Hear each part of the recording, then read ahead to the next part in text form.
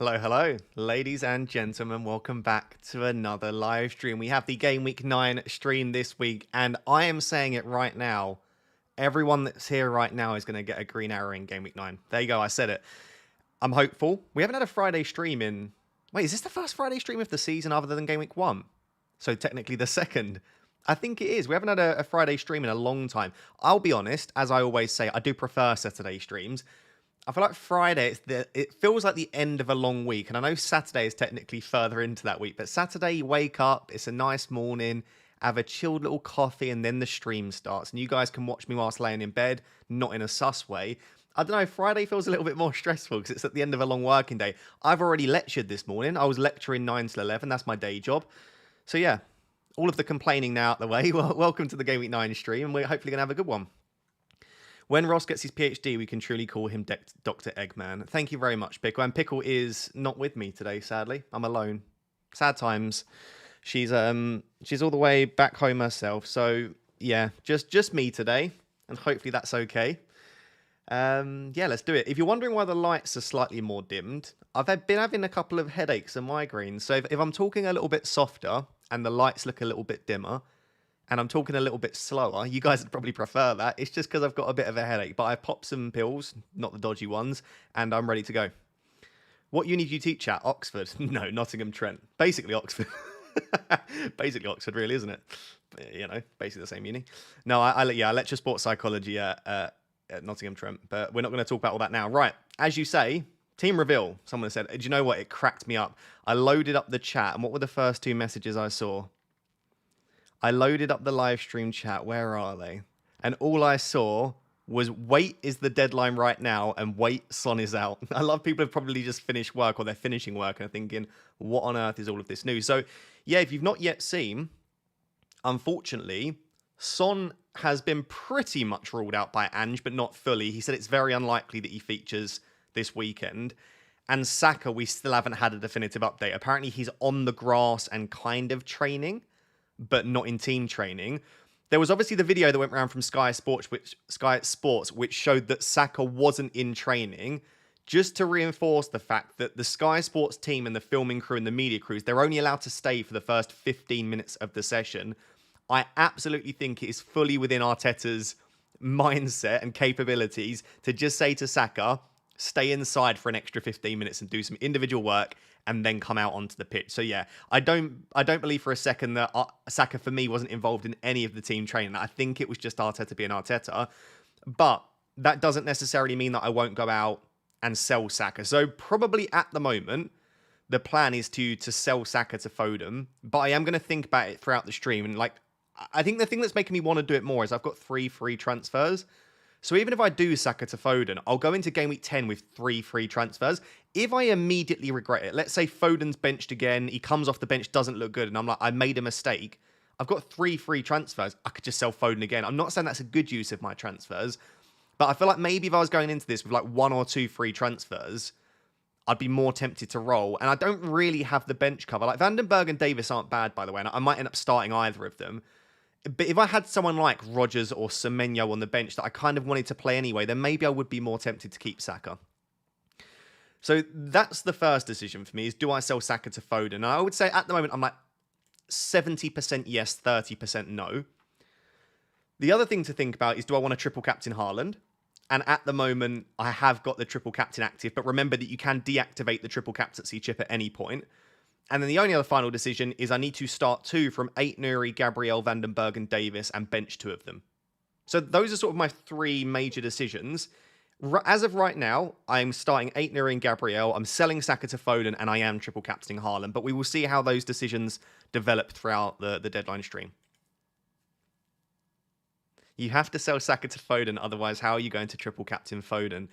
So, if you didn't yet see on Twitter, your job today, chat, is to convince me across the next 2 hours, and the deadline is in 2 hours for those asking at 6:30 PM UK time, so just under 2 hours from now, your job is to try and convince me to triple captain Foden.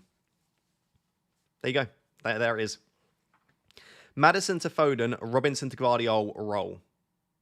Maddison to Foden, I'm not sure I would do that. Robinson to Guardiola.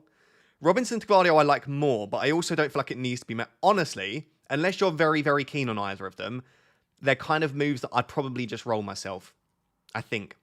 I mean, I am tempted myself to do Gabriel to Gvardiol if I don't move Saka to Foden, but I think I'd rather do Saka to Foden, and then I'm sadly already on 3 Man City. I do understand the temptation, by the way. It's why I want Foden to get Man City assets for Southampton. Transferred Saka for Son early this week. Now done Son to Foden today. Okay, 2 free transfers lost. Would you now hold till 12 then Son? I probably would have just held Son, in all honesty, Kieran, after you've made that move, because it sounds like he'll be back and then you want Son in 11. But yeah, I think unless Foden looks terrible or is benched once again, you probably do aim to hold Foden for the next 3. And then I wouldn't go to Son. I'd probably look to move to someone else after that. I don't know. Let's see how it goes. I don't think these are things that you need to plan ahead massively. I think what I would probably do is just keep your options open. You've got Foden now. Stick with Foden for the next couple and then reassess around 11 or 12. Mackenzie says, wildcarding in 12, so short-term moves. Cannon and Jota to Wissa and Garnacho and bench Rodgers for a -4, or just do Jota to Garnacho and play Rodgers. So it's Garnacho and Rodgers.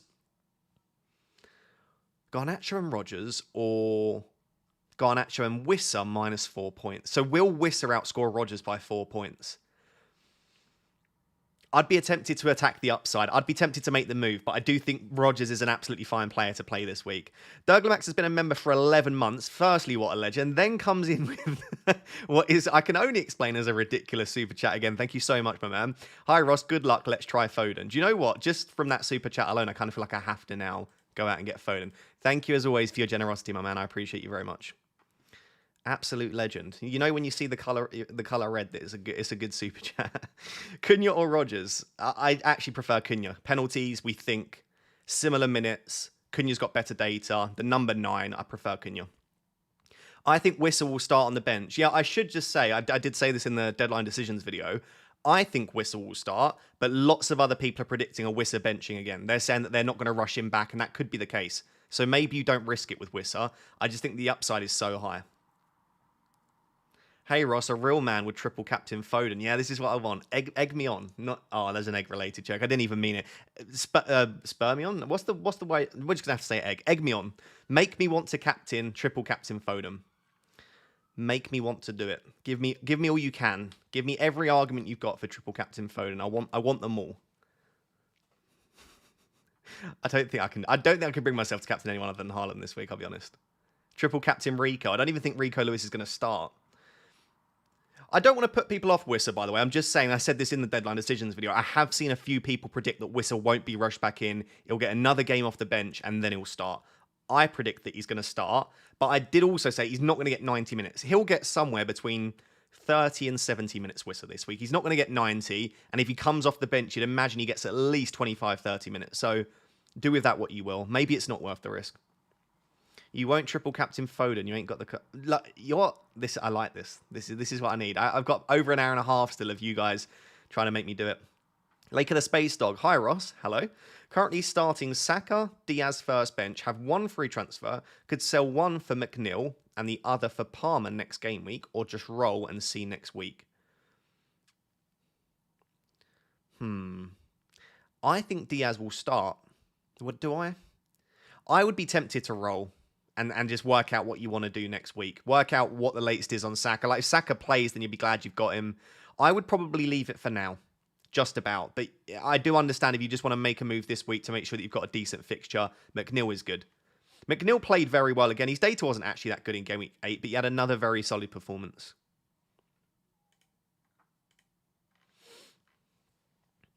My dog just told me that Foden is going to score 4 this weekend. I like your dog a lot. When is the best time to wildcard? Game Week 12. Yeah, if you've not used your wildcard yet, I definitely think Game Week 12 is the one. That would be when I would be looking to play the wildcard chip. Watkins and Brennan, or Foden and Garnacho? I mean, Foden and Garnacho feels like they're new and exciting players. Watkins and Brennan are maybe a little bit safer and more consistent. If you're going based off like data and stuff like that, Watkins and Brennan look very strong. I would put it like this. I think Foden and Garnacho as a pairing maybe have the slightly higher ceiling this week, but Watkins and Brennan Johnson is probably a safer pair to own long term. So it's up to you how you want to approach that.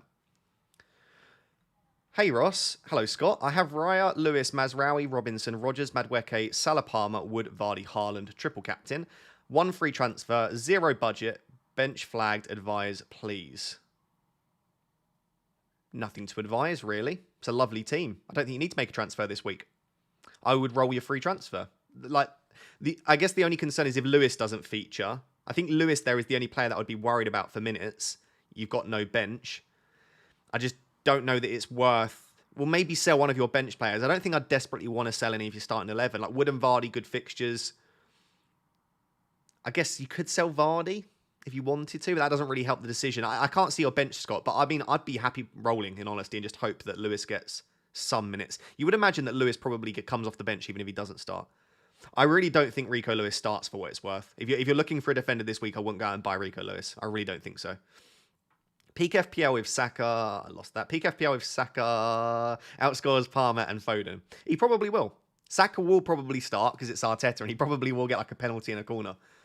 I would not be surprised. But I think in my situation with 3 free transfers to use and just I've had a stinking season, I feel like I might as well chase the upside a little bit. It can't go much worse. Like if I get another red arrow, oh well, I'm 3.8 million rather than 3 million. Like I'd rather at least chase the upside and go for it. I feel like I'd be more upset at myself if I didn't chase the upside and didn't make the Foden move than if I did and it backfired. I feel like I'd be happy with myself for at least trying something. I also think Foden is just great this week if he starts. If you had to decide right now, SAKA for Foden. Yeah, if I was deciding now, I would do that. But yeah, I might change my mind. Hello, Rossi. Hello, Reese101. Did Trossard and a 4.5 forward to McNeil and Rao. Love that. Do I do SAKA out for a hit? Have a full playing 11 anyway.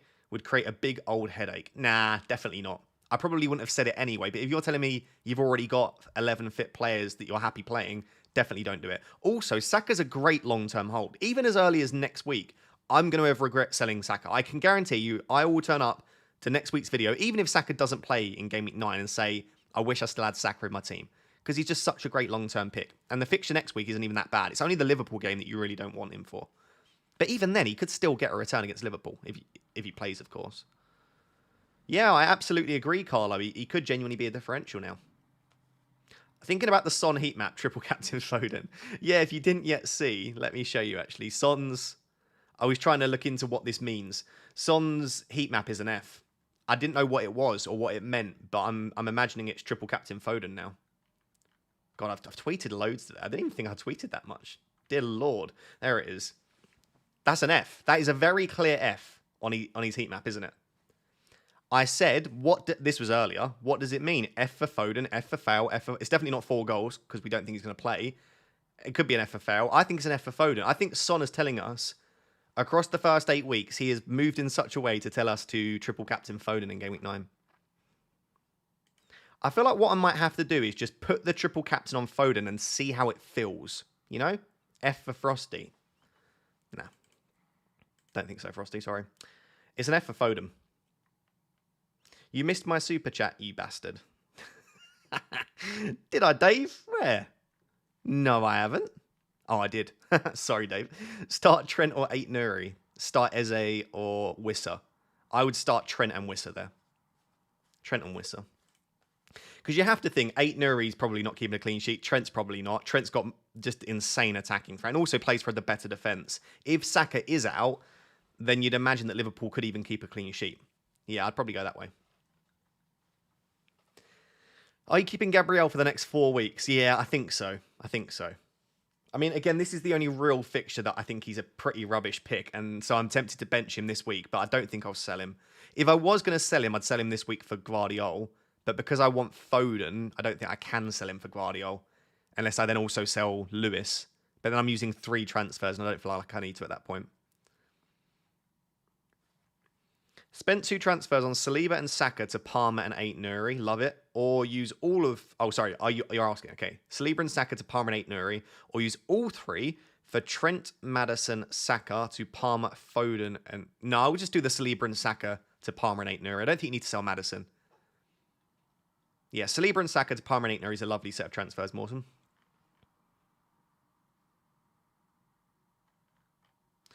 Mackenzie says, Foden triple cap egg. Firstly, thank you for the super chat. Secondly, stop peer pressuring me, even though this is what I asked for. I'll try it on for size once Foden's actually in my team. I mean, I don't actually own Foden at the moment, so I can't triple captain Foden at the moment. But once Foden's in, I'll put it on him and I'll just see. I'll see how it feels. Sometimes it's good to just try things on for size. And you're like, actually, that feels pretty good. You know?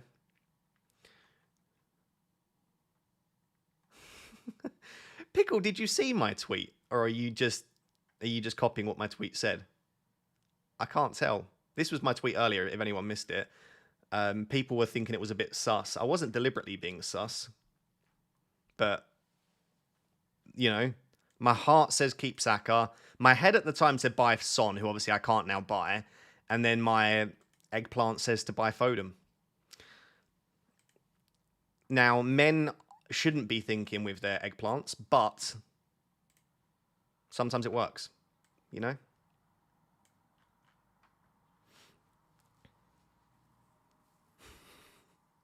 No, what? Whoa, what's all that? Okay, do you know what? Moving on swiftly. Chat's getting out of hand already. Such an easy 20-pointer. What, 20-pointer times 3? 60 points if I triple captain Foden. Is that what you're telling me? Don't mind if I do. Calvin says, do I sell Saka and Gabriel or Diaz and Trent, bringing in Palmer and Lewis? Oh. I think Diaz and Trent. By the way, did everyone see? Apparently Trent is carrying somewhat of a muscular issue, not an injury, and he's had it for a couple of weeks now, or maybe since the start of the season, so not an injury, but Trent is apparently carrying a muscular issue, which they are monitoring, and it's the reason that he has been getting early subs. That might be enough of a reason if you're looking at selling Trent to just get rid, just in case he does get the odd game where he's on the bench or gets a sub pre-60. Right, let me run a captaincy poll just to see if anyone's like triple captain. Who are you captaining if not Haaland? So don't tell me if you're captaining Haaland. I need to know who to add as the best option other than Haaland. Let me know in the chat. Is it Mbermo? Is it Palmer? It's probably Palmer, isn't it? Foden, Palmer, Salah. Salah's brave. Mbermo. Foden. Oh, I thought Palmer's not. Okay, I'll go Mbermo then, it looks like. So Haaland, triple captain. Haaland. Don't worry, I'll get through to the super chats once I put the poll up. And then Mbermo. And then other. Few people going for Ollie Watkins. I like that. Wood. Someone just said Wood triple captain. 3 lots of Wood. It's crazy. It's crazy behaviour. Haaland triple captain. Haaland, Mbermo, other. Comments. Start poll. God, I'm moving a bit slowly today. This is what happens on a Friday. Right. I think you missed my super chat. Love you, though. Sorry, Nate. Where was yours? Why am I missing loads today? It's not good, is it? Wait, where is yours? Oh, I did miss it, Nate. Here we go. Saka out for Garnacho. We'll use the money to go Foden to Salah game week 10. Okay. We'll hold Salah and Haaland until game week 12, where I'll have 4 free transfers to get Palmer Saka. I love that plan, actually. Yeah, I say do it. It is quite structured. It might not end up going that way, Nate. But all in all, I like the thought process behind it. And I like Garnacho as a pick at the moment. So yeah, Saka to Garnacho in order to fund the rest. I'm a big fan of. You never know. You might not want to sell Foden next week. If Foden goes out there and gets a hat-trick and he looks likely to start next week, you might decide to keep him. Zodiac says, hey Raptor, got Saka and Foden. Should I sell Saka? Can't afford Palmer unless I downgrade, for example. And Solanke to Wissa, Rodgers' first sub. I wouldn't. No, I would just roll, honestly. Like, if I had Rodgers as my first sub, I'd probably just keep Saka. Play Saka. If he features, great. If not, you get Rodgers. And especially because you can't even move to Foden. I'd just keep him. If it was me. Bench one of Solanke, Cunha, Brennan Johnson, or Rodgers. Ooh, that's tough. I actually think it would be Rodgers. I think I'd start Solanke, Cunha, and Brennan Johnson ahead of Rodgers. Yeah, I'd bench Rodgers, Andre. Hi, Ross. Havertz to Rao or Wissa I do own Mbermo.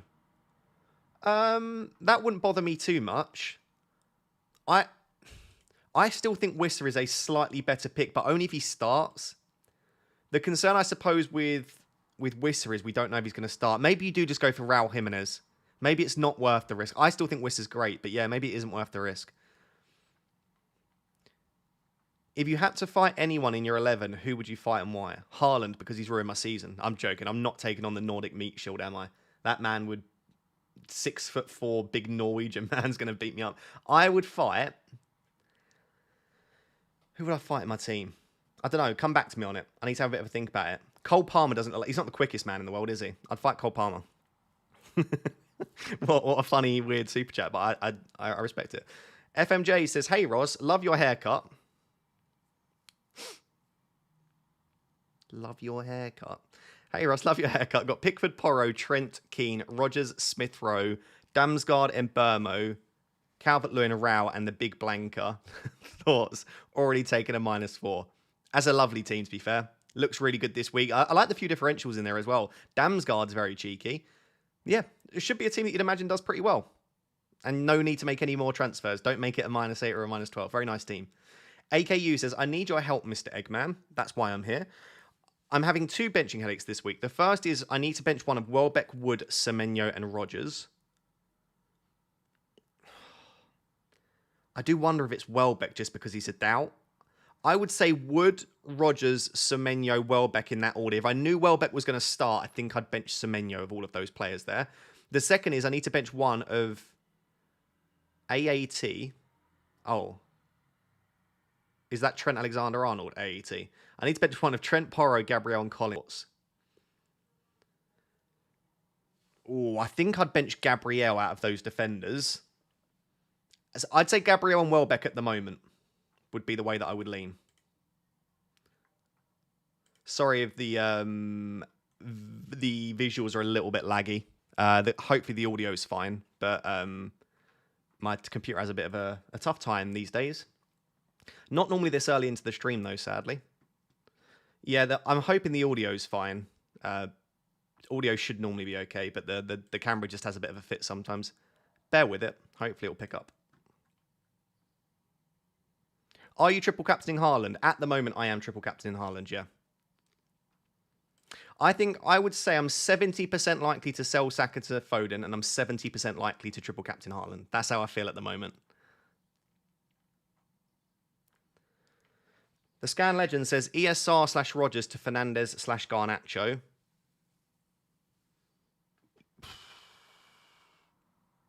Okay. Trent Robinson-Lewis to Gvardiol. DCL to Cunha/Solanke. Maddison to Foden. 1 free transfer, 3.2 in the bank. Any idea? Of those options, I think Smith Rowe to Garnacho sounds quite nice. That's the only one I'd really want to make there. I'd either roll the transfer or Smith Rowe to Garnacho. I think it's an okay transfer. You could do Smith Rowe to Fernandes if you think he's worth the extra money on top of Garnacho and you don't feel like you'll need that money in the future. Hi, Ross. Got Son and Saka. Who to sell? 1 free transfer. Can't go straight to Palmer and Foden. Missing 0.2. Haaland triple captain here. The machine will be back. I would sell... I'd probably keep Son and sell Saka, but not if you need him this week. Like this week, Saka's more likely to play than Son. But I just think across the next 3, Son's still got good fixtures, and I think he's the best captaincy in Game Week 11, Son. So unless you really need Son this week, I'd kind of be tempted to hold on to him. I don't mind the idea of captaining someone like Salah or Haaland in Game Week 11, but I definitely think that Son's the standout against Ipswich at home. Chris says, hey Ross, Saka and Havertz to Palmer and Wissa, or just Havertz out, and to who? I like that a lot, actually. Saka and Havertz to Palmer and Wissa. We'll end up a benching headache if I do it, though. 2 transfers. Mbermo, Foden, McNeil, Rogers, Palmer, Wissa, Haaland, Wood. Cool, that is a benching headache. I guess you bench one of Rogers or McNeil. I would still probably make the move. Yeah, I think I'd still make the move and just suck up the benching headache. Wissa and Palmer instead of Saka and Havertz feels like a massive upgrade at the moment, Chris. I think I'd be tempted to do it. Linus says, just do Kudus to Kulusevski, or that and a -4 Saka to Palmer, Konsa first sub. I think I'd do... I think I'd do both for the -4. Concer's not a great first sub. Like, they could keep a clean sheet, but I think I'd be tempted to make both moves and just get Palmer in. And then you know that you've got Palmer until probably like game week 20. Like, Palmer is a long-term hold now, given his fixtures from game week 12 and beyond. Nash United says, use my free hit to get Haaland in this week. Fair play. Free hit's not a bad shout for some teams. I don't mind it. Watkins, Jackson, Garnacho, Maddison, Matoma was about to do a major open heart surgery, but settled for the free hit. Had Son and Saka, so had to do something. I really don't mind the free hit, especially given there are fewer blanks and doubles this season. It might be that a free hit in a single game week is the play. I really don't mind it too much.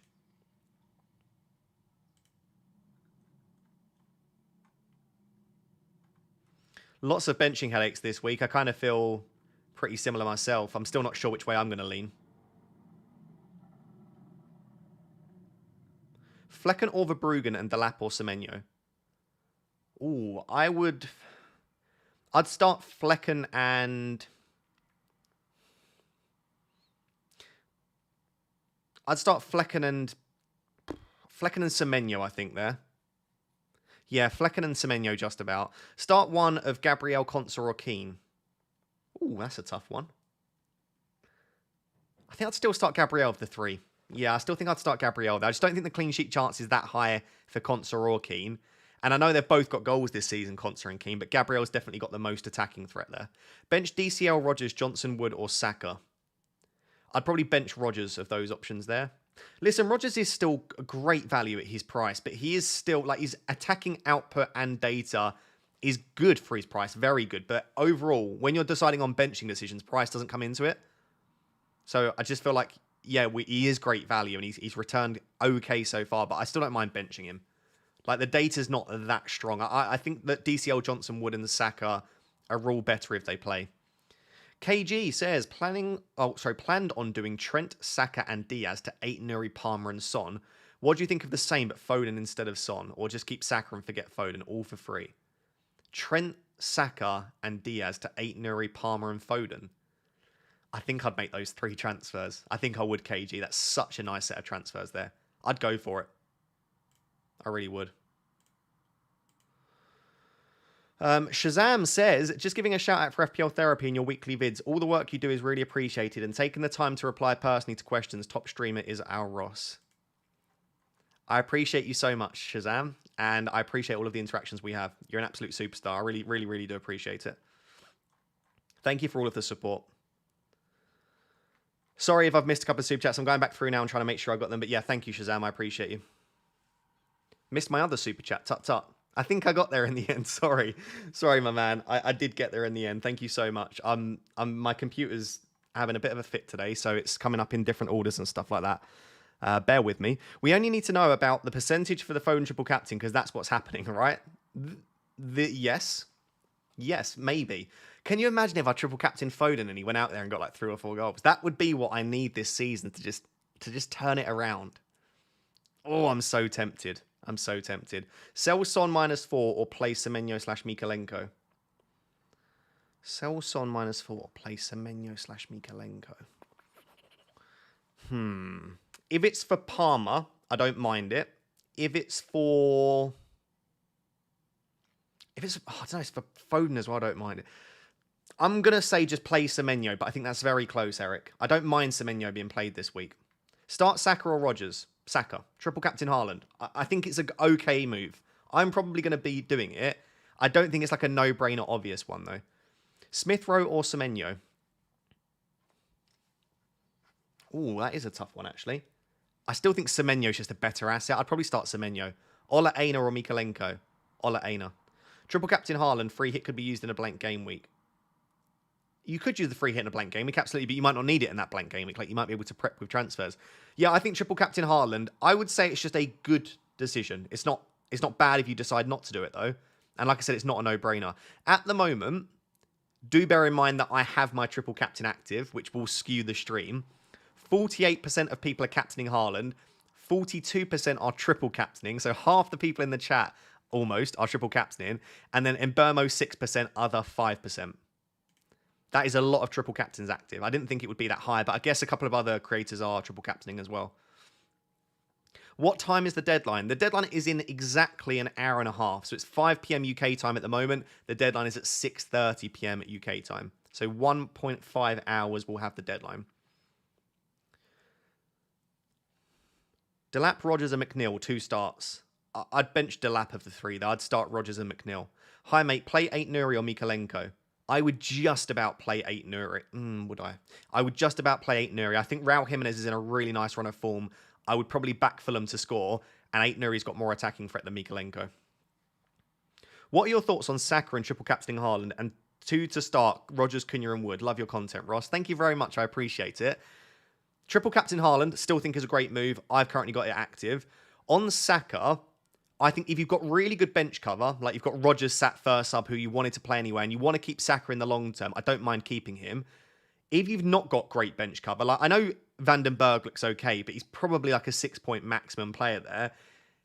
And you've got the transfers to use, maybe chase the upside and sell him. I think, especially if you don't have Palmer and you can get to Palmer, I'd be tempted to just use this opportunity to pivot Saka to Palmer. Start 2 out of Rogers, Cunha and Wood. I think I'd start Cunha and Wood and bench Rogers there.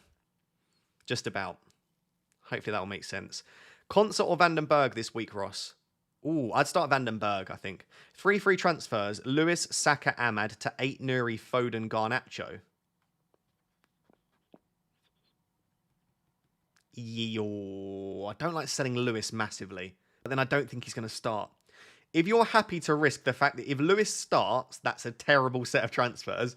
If Lewis doesn't start, then it's great because you just pivot into someone. It all depends on your expectation of Lewis's minutes, Adnan. If you think Lewis is benched, I love it. If you think there's a chance Lewis starts and you're not sure, I don't know that I'd want to make the move. Start Ola Aina or Konsa.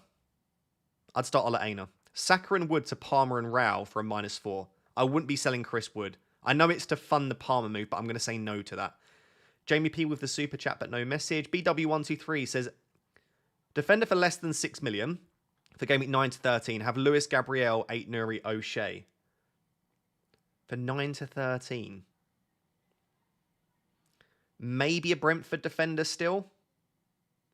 I don't love that, though. I feel like given their fixtures, it might still be a Brentford defender. Collins or Pinnock.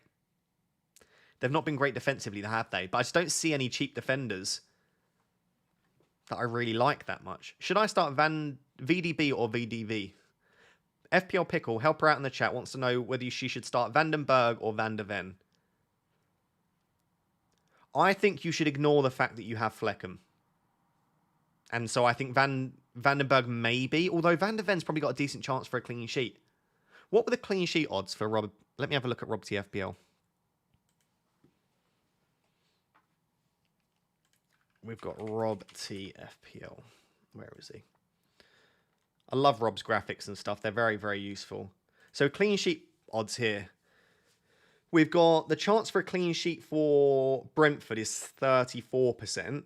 And then the chance for Spurs is 27%. There's not a massive amount to separate the two of them. Brentford actually have the second highest chance for a clean sheet here. Which is crazy. Man City up at 50%. I just know Lewis is going to get benched in this game. Brighton at 31%. Wolves at 13%. God, that makes me want to bench 8 Nuri. That is a low chance for a clean sheet. Arsenal still 27%. I do wonder, should I be benching 8 Nuri and starting Van den Berg? I just think if I'm benching 8 Nuri and Davis, that screams attacking returns on the bench, doesn't it? Like, they've both got such high attacking threat. Van den Berg isn't 100% nailed. Yeah, I actually did see on the Brentford forum, there was a couple of people predicting a Van den Berg benching. It's making me want to just tuck him second sub. Nawaz says, Salah to Palmer Foden or leave Salah in? Definitely leave Salah in. Any other suggestions? That's a lovely teammate. No, I would honestly roll the transfer with that team. The only player really that's not ideal. I mean, you've got Gabriel and Trent, but they're still great. Really, the only player that I don't love is Henderson, but it's not worth a goalkeeper transfer. The bench is a little bit weak. Maybe Smith Rowe out eventually, but for now, Nawaz, I'd probably just keep your team as it is and roll the transfer. I don't love the idea of just being passive and rolling transfers, but sometimes if your team doesn't need a transfer, Don't rush it. Don't force the transfer every time. Start Trent versus Arsenal or Strand Larsen versus Brighton. I'd start Strand Larsen ahead of Trent. Yeah, I would. XESG says, one free transfer, Gabriel to Gvardiol or Trossard to Kulusevski Johnson. Could do both for a -4, triple captain Haaland. I think I'd go Trossard to Johnson and just leave it there. You could do Gabriel to Gvardiol. I think I'd just do the Trossard to Johnson move, though. Davis and Diaz for Gvardiol and McNeil for a -8. Not for a -8. I'd honestly just keep those two and play them. A -8's a lot. It's not that I don't think McNeil and Gvardiol are better, but are they 8 points better? That's a massive hit to take, especially as Davis has an okay fixture and some attacking threat. Diaz is playing against, if he starts, an Arsenal defence without Saliba. I don't think I'd make those moves, Rich, sadly. JSY says, hope the headache clears up. Thank you very much. Would you start Gabriel or Dunk? Leaning Dunk, have Strand Larsen against him, have a good weekend. Yeah, maybe if you've got that matchup, maybe you do just start Gabriel, but I think on paper you would expect Dunk to get more points this week. I'd probably start Dunk still. Izzy Gaming says, the best egg in the world. Thank you very much. Keep Eze or sell, one free transfer. I think I'd get rid of Eze. Who you sell him to, though, depends how much money you have in the bank. Garnacho, I still think, is an okay pick. You could still go to Brennan Johnson. Continues to look pretty good. Yeah, I would probably sell Eze. I mean, there is no issue with keeping him, but he's just not been performing, and Palace look really poor. Lewis to Gvardiol or gamble on him starting? If I had 2+ free transfers and the money to do it, I would sell Lewis to Gvardiol. I don't have the money to do it, and I don't have those transfers, so I'm not going to do it. But if I was sat there with 2 million in the bank and 2 or 3 frees, I'd probably sell Lewis to Gvardiol. By the way, Rico Lewis could absolutely start. I kept on predicting that he'd get benched eventually, and he hasn't really. I just think this week, Lewis got 90 minutes in the Champions League. Gvardiol didn't feature. I could definitely foresee a situation where Rico Lewis is on the bench and Gvardiol starts. National United gifted 5 memberships, by the way. Thank you very much. I didn't see that. I don't know who they went to. Am I going to be able to see this right now? Yeah, 5 people were just gifted memberships. We've got Yi Bin NG, Raybix, Andrew, and Mole. And then there was one other person that I've missed. All gifted memberships. Say thank you to National United. Thank you very much. That's really, really generous. I always forget that people can gift memberships. But yeah, thank you. That's very, very cool. Welcome then. 5 new members, just like that. Will says, what 3 defenders to start between Trent, Gabriel, Lewis, Aina, and Fass? I'd bench Fass because he plays for Leicester. I would honestly be tempted to bench Gabriel there and start Trent, Lewis, and Ola Aina, I think. For me, and I know a lot of people disagree with this, I would rather start Trent instead of Gabriel this week. I think given the injuries, given the momentum of the teams, given the attacking threat of Trent, I would rather Trent than Gabriel. Arsenal just put up training photos. No SAKA. He's starting on Sunday for sure. Oh, absolutely. Listen, Arsenal are never going to put Saka in training photos when he's a doubt. It just doesn't happen. Saka/DCL, Palmer Rao to Palmer Rao for a -4 or roll. Rogers first sub. I think DCL's fine this week. I would probably roll. And then you get to keep Saka and decide. I would roll, Mike. Taylor says, I was planning to do Son to Johnson in a few weeks. I may do it now as I don't have great cover. Okay, only downside for me is no Son captain in 11. However, Spurs play Galatasaray away before 11. What are your thoughts? I did think about this, but I just don't think Son will get too many minutes. I think Son will be fine for captaincy in 11 in terms of minutes. So I still think you could captain Johnson in 11 if he's still continuing this run of form, but I would still be happy to do that, Taylor. I think I would be very, very tempted. Free up the funds now. You still get Johnson for the nice fixtures. By the way, Johnson was inches away from scoring in Game Week 8. I think if Johnson had scored that header, which he missed from a couple of yards out, it's a very different discussion that we're having around Johnson at the moment. Son to Palmer for free. Forgot to type the last super chat. No worries. I would, yes. If you can do Son to Palmer for free, absolutely get that done. Thanks for the great reply. Raptor is number 1. Thank you very much, Rich. Dave says, over a long period, what's the better combo? Trent and Welbeck or Dunk and Watkins? I would prefer Trent and Welbeck, I think. Yeah, Trent and Welbeck for me. Just about. I think that's pretty close. Peleg says, start Trossard or Smith Rowe. Start Gabriel at 8 Nuri. I think I'd bench both the Arsenal boys and start Start Smith Rowe and 8 Nuri, I think. Maybe I would start Trossard. No, I'd start 8 Nuri and Smith Rowe. Yeah, I would. Straight swap, Trent to Mikalenko and Saka to Salah.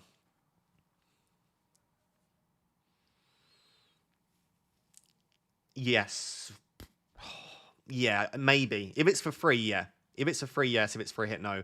Robbie says, Salah, Palmer, and Burmo for the armband this week. I have Mbermo marginally ahead of those two, believe it or not. The fixture's there, the data's there, the penalties are there. If Wissa's back, it makes him stronger. I think that's why he's got the Vice armband for me. I think I'd have Mbermo as captain if I didn't captain Haaland. I don't know if I'd triple captain him, but I'd have him as my captain. Robsy says, Wissa/Jimenez next 6. Next 6, I think Wissa. I have Mbermo as Brentford cover. I don't really believe in cover, because if Mbermo scores lots of goals, Wissa's involved. If Mbermo gets lots of assists, it's to Wissa. I think Wissa is a slightly better pick than Jimenez across the next 5 or 6 weeks. But I think that one is very, very close. Johan says, Saka out for a -4. Got Palmer and Foden. Who? I'd probably leave it then, as long as you've got some bench cover, because I think Palmer and Foden are the main 2 replacements. Best Saliba replacement, Porro or Guardiol? Son and Solanke to Palmer and Wissa for a -4.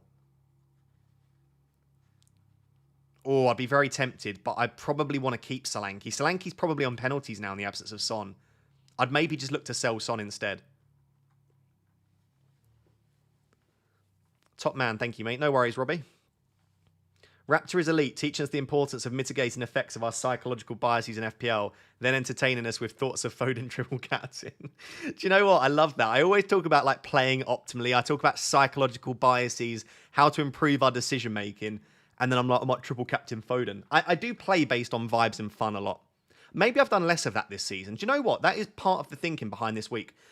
I don't play for fun enough anymore. And that was what a lot of people loved about my channel. I don't think I've completely lost it. Like, I've still got Cunha, Leif Davis, 8 Nuri. I started bloody dibbling last week. I do play for fun, but I do feel like I've lost a little bit of that. So, triple captain Haaland, bring in Foden. It does feel like some slightly fun picks this week. And with that in mind, I am tempted to bench Gabriel. I just know Liverpool are going to score, and I'm going to be like, why on earth did I start double Arsenal defence without Saliba? You know? FPL Mikel says, 14 months. Wow, 14 months is a long time. Thank you very much. Raya, Van den Berg, Lewis, Gabriel, Ola Aina, Greaves, Rogers, Saka, Mbermo, Palmer, Dibbling, Cunha, Haaland, Solanke. Saka, Johnson, sorry. What is this? Saka to Johnson and Greaves to Gvardiol.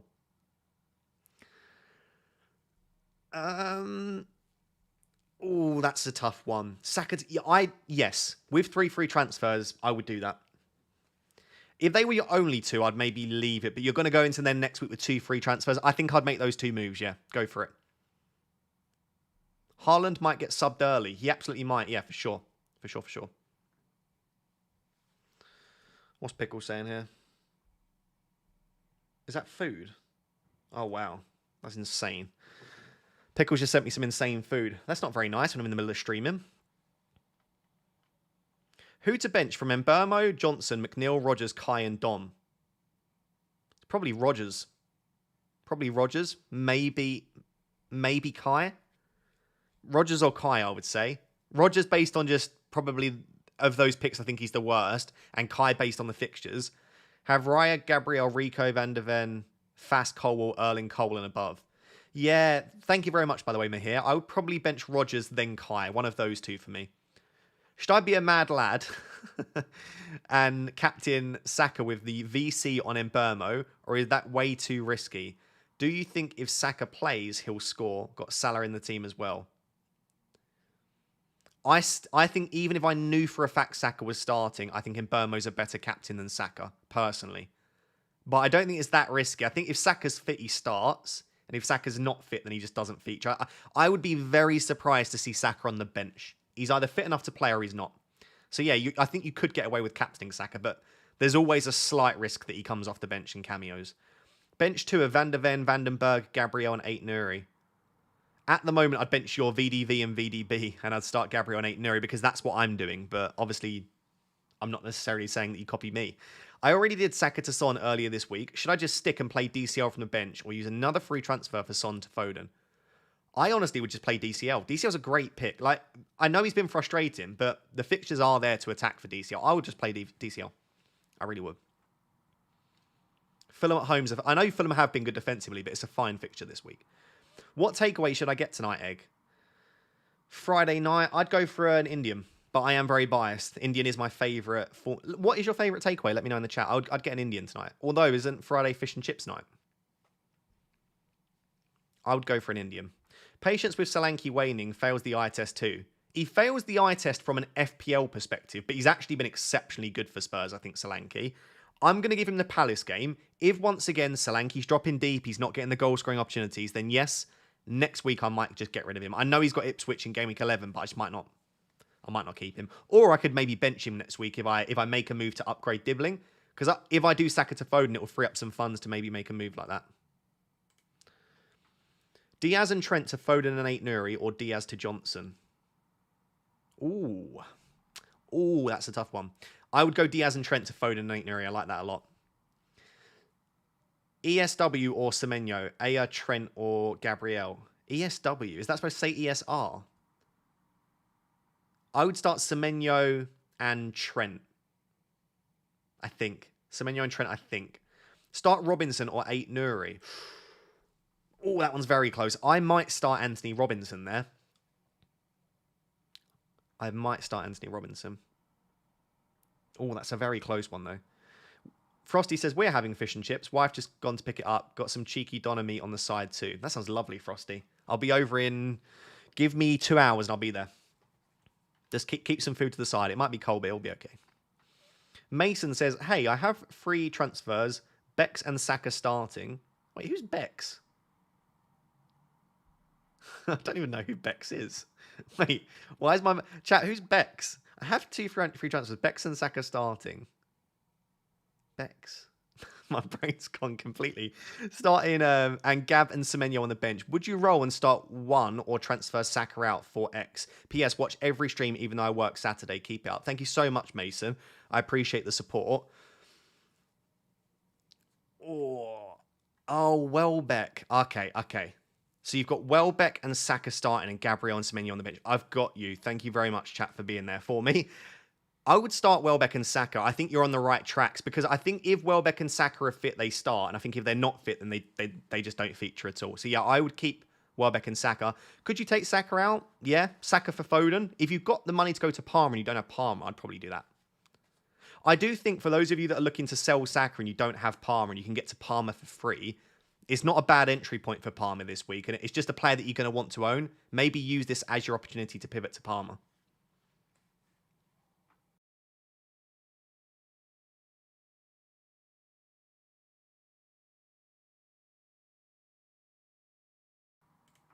Don't know why my computer's being such a numpty tonight. Wants to lag. Yeah, it's not actually my cam, Frosty. It's my computer just overheating. I think I need to do my updates on it. The issue is once I update, my camera doesn't connect properly. I need to work it all out. I need another international break to work all of this stuff out. Pickle says, I'm having Pirifinos. I wish Pirifinos was a thing that wasn't just to Birmingham and other areas around there. I wish they did it in Nottingham. So nice. If anyone's been to Birmingham, Pirifinos slaps quite hard. Saka to Palmer, Havertz to Wissa to fund it. Yeah, Saka and Havertz to Palmer and Wissa. If that's for free, Ollie, I'd do it. Nash United says, listening from work in the US, boss keeps wandering by. Don't get yourself sacked just for watching the stream, but I appreciate the support, Nash United. You're an absolute legend. Sold Saka for Son yesterday, got Foden now for a -8. It does go to show why early transfers can backfire, but equally, you don't expect it to always go that wrong. TRX says, start 3 from Ait-Nouri, Lewis, Robinson, Gabriel, Luca Dean. Oof. I would... Oh, my lord. That's like bench boost territory. If you've got a decent backup forward, like, could you transfer your goalkeeper out and play the bench boost? That is a naughty team. Oh, that is such a hard benching decision. I would bench Gabriel and... Oh, that is so tough. Gabriel and Ait-Nouri and start Luca Dean, Lewis and Robinson. I mean, I'm literally telling you to bench the 2 players that I own. That is such a tough benching decision. I don't envy you at all. I would probably just about start Lewis Robinson and Luca Dean. That's so tough, though. Wow. Son to Palmer. Love it. Saliba to Dunk or 8 Nuri. Have 3 free transfers. I think I'd still go 8 Nuri over Dunk for now. Dunk's a better long-term pick from 12 and beyond, but for now I'd go 8 Nuri. Would you also do Eze to Bruno and bench one of Gabriel, Porro, Lewis, 8 Nuri? Start Semenyo at Eze.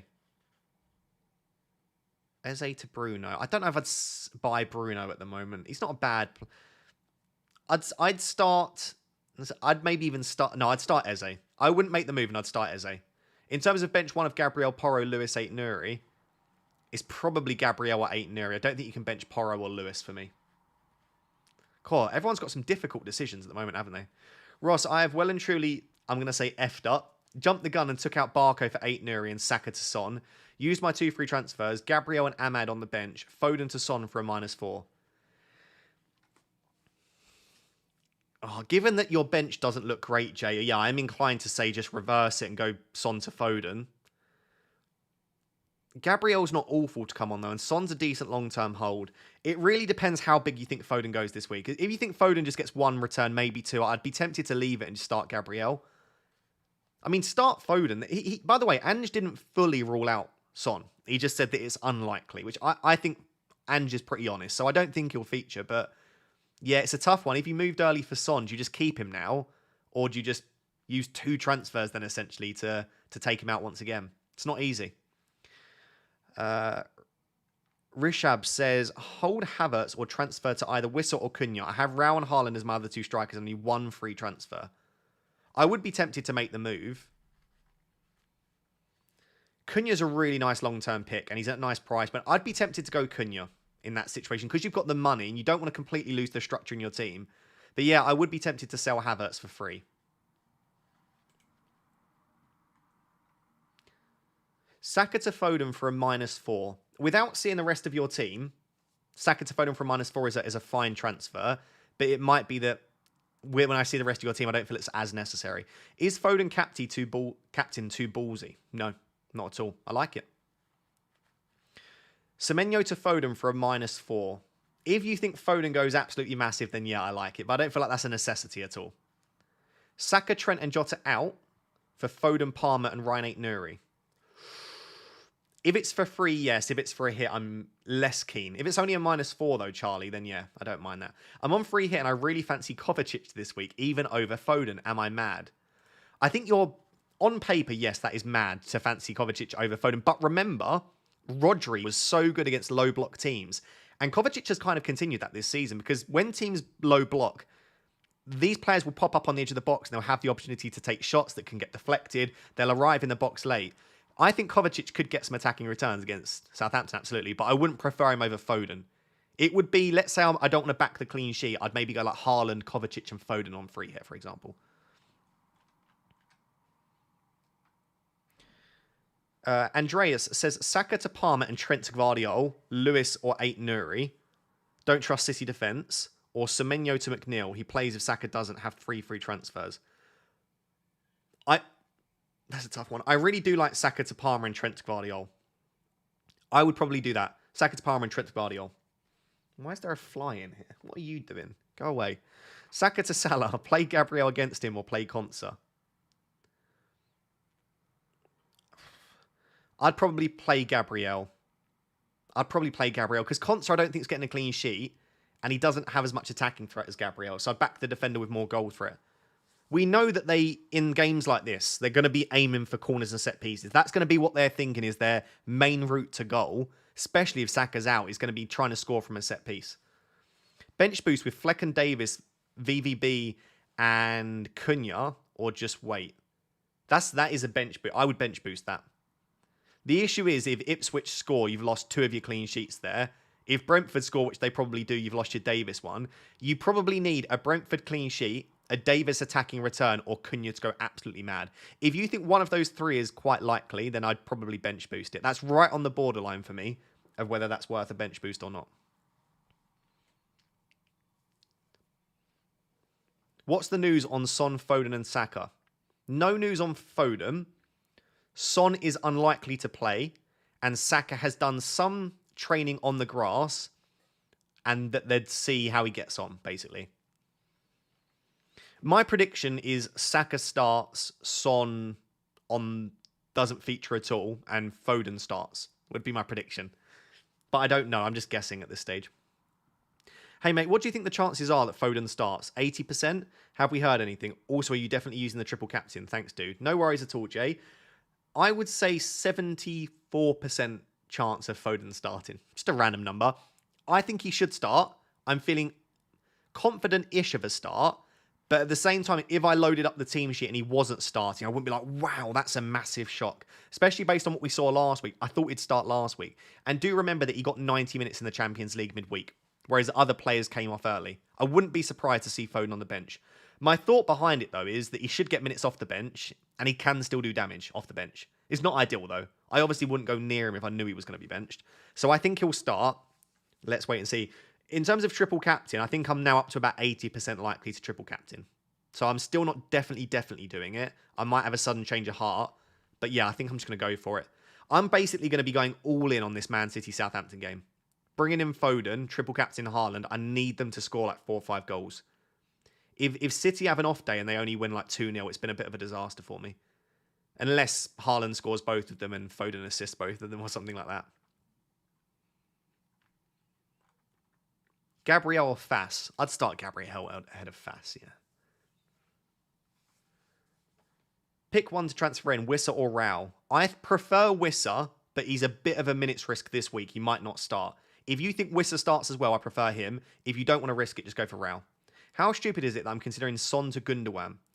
I don't think it's stupid, but Gundogan could be the one that doesn't start in this game. Basically, we think it will be 2 of Gundogan, Bernardo Silva, or Foden starting in central roles. Because it's Southampton, they probably will have most of the ball. You could see him start Bernardo Silva and Foden, and it could be Gundogan that doesn't start. I don't mind it. I will remember, when was it? Was it 2 seasons or 3 seasons ago when Gundogan went on that insane run when he was getting like, he had like 4 double-digit hauls in like 5 weeks. Gundogan was a machine. I remember he got like a 14-pointer, was it, against Tottenham? I didn't even own him for that spell as well, and it was really frustrating. Saka and Havertz to Palmer and Cunha, 2 free transfers. Yeah, I like that a lot. Summer sleeping on Pickford. Next 6 games, maybe 3 clean sheets. Yeah, at the moment, I think Pickford's the best goalkeeper to own in FPL. If I was going to sell Raya this week, it would be Pickford that would come in. I absolutely agree. I absolutely agree with that one. Play Diaz and Trent or McNeil and Aina. McNeil and Aina are probably better, aren't they, this week? I know that's crazy to say. Hey, man, is it crazy that I did Saka to Salah? No, if I had the funds right now, if I had 2.5 million sat in my... Is that what I need? 2.6 million? I would do Saka to Salah. I wouldn't go for Foden, I'd go for Salah. But the issue for me is, even if I like downgraded Solanke, if I downgraded Solanke to try and get Saka to Salah, I only have up to 5.1 million, so I'd have to get Archer. So what you're telling me, for me, is to get to Salah, I have to make 3 transfers. By the way, it's a really nice set of transfers. I'll show you in a second. But yeah, that's why I'm less keen. Yeah, I saw the chat in the end, sorry, regarding Pickford. I absolutely agree on Pickford, by the way. Sell Son and Havertz for Foden and Wissa for a -4. I have Vardy first cover on bench for Son. I banked Son's points last week. I really like that, Matt. I would make the moves. Brought in Son for Saka. And should I do Son to Foden for a -4 and move back in a couple of weeks? Or Colwell to 8 Nuri for a -4 and keep for a longer?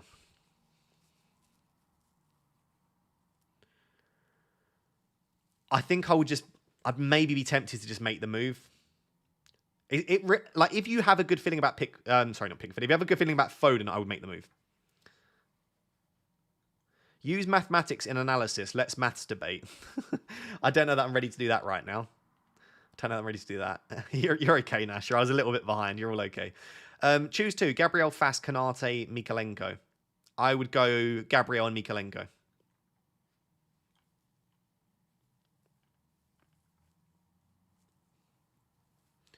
How long we got until the deadline? We have got an hour exactly until the deadline. So make sure you're starting to think about those moves. Start to think about whether you want to play the triple captainship, your bench order, stuff like that. Robinson Lewis to Gvardiol, 1 free transfer. Roll. Robinson to Nuri, game week 10. I wouldn't sell Robinson. I don't mind Rico Lewis to Gvardiol. If you're confident that Gvardiol starts and Rico Lewis is on the bench, which no one probably can, because the thing is, if Rico Lewis starts, for me, he's just as good of an option as Gvardiol.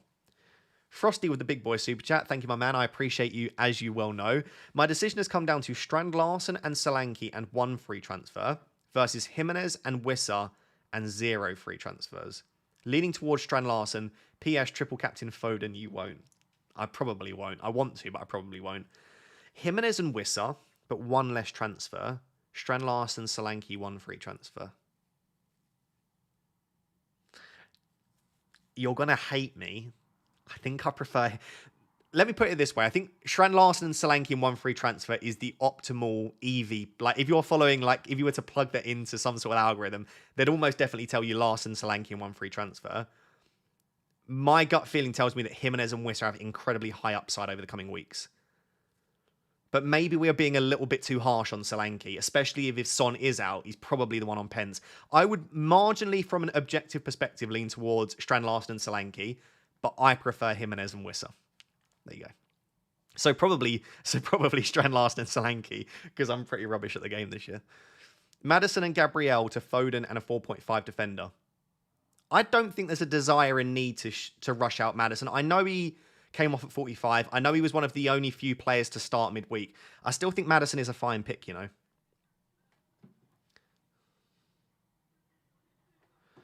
Diaz, Saliba, Nico to Palmer, Rao, defender with 3 free transfers. I don't know. I wouldn't sell Nicholas Jackson. I wouldn't sell Nicholas Jackson personally. Although I know you're getting to Palmer. I'd find another way or just move for a different player. I'm not as much of a fan of that. Ross Fraser says, Flecken, Trent, Porro, Lewis, Johnson, Palmer, Mbeumo, Saka, Rogers, Watkins and Solanke. Bench of Havertz, Vandenberg and Gabriel. What are your thoughts? Sell Saka. I've got 3 Spurs and 1 free transfer. You could sell Saka. You could sell Havertz as well. You've got Palmer though. Yeah, maybe you just do... I think you've got 2 options. You either do Saka to Foden, or you bench Saka and sell Havertz instead. So you could sell Havertz to Wissa or Raul Jimenez and bench Saka, or bench Rogers. But I do think selling Ross in your position, selling one of Saka or Havertz makes sense, I think. I don't feel like you need to, by the way, rush your Arsenal assets out, but if you've got like 3 free transfers to use, the next few fixtures aren't perfect for them from attacking perspective. Even in game week 12, they play against Forest at home. Like, I don't really like the next 4 fixtures for Arsenal particularly. So I feel like if you've got the free transfers to use, maybe you make the most of this excuse to sell them. Trent to 8 Nuri or Solanke to JSL to fund Palmer and Foden. I think I prefer Trent to 8 Nuri there. Nash United says, have to do work now. Love your stuff, especially the live streams. I've listened to all the FPL guys and they're all pretty good. You are excellent. Thank you very much. I appreciate that. I don't think I do anything special, but I appreciate you being here. And thank you for the super chats as well, my man. Who would you bench between Vardy, Delap and Luis Diaz? Oh, great question. Vardy, Delap and Luis Diaz. I would bench Delap because I think Ipswich are the poorest attack of the 3 and his data is the poorest of the 3. So I would start Vardy and Luis Diaz and bench Delap. My hair transplant XP. I think I felt like I need one of those. I have 4 pre-transferred Mbeumo and Solanke to Foden and Cunha last Sunday trying to get ahead. Had 0.1 spare. Have CP, BS and EH2. What are your thoughts? Pre-transferred Mbeumo and Solanke to Foden and Cunha. So you're saying you haven't made the moves? If you're saying you haven't made the moves, don't make them. I like Mbeumo and Solanke more than Foden and Cunha, honestly, as a combination. Mbeumo's brilliant. I don't think they're... Sorry, the stream maybe had a minor cut out there. I said I wouldn't sell Mbeumo. I think Mbeumo's fantastic. Yeah, I really wouldn't be getting rid of Mbeumo. That's my thoughts on it. Elizabeth Clark says, with Arteta's record and Son, Foden, Mins risk, keeping Saka 1 more week and make a more informed decision in game week 10. I love that as a move, Elizabeth. In fact, I would advise that to most people. I just want to have a bit of fun. I've got 3 free transfers and I don't really like my bench options. But if you've got a decent bench or you don't have transfers or you just don't want to take the risk with Foden, yeah, I agree. Obviously, don't go for Son now because Son's injured. So Son's a no. But yeah, I do understand that for some people, it's just not worth the risk going Saka to Foden. If Foden's benched or just has a bit of a stinker against Southampton, even if he gets one return, I pretty much need Foden to get 2+ returns to make me feel like I'm glad I made the move away from Saka. I also need Saka to blank.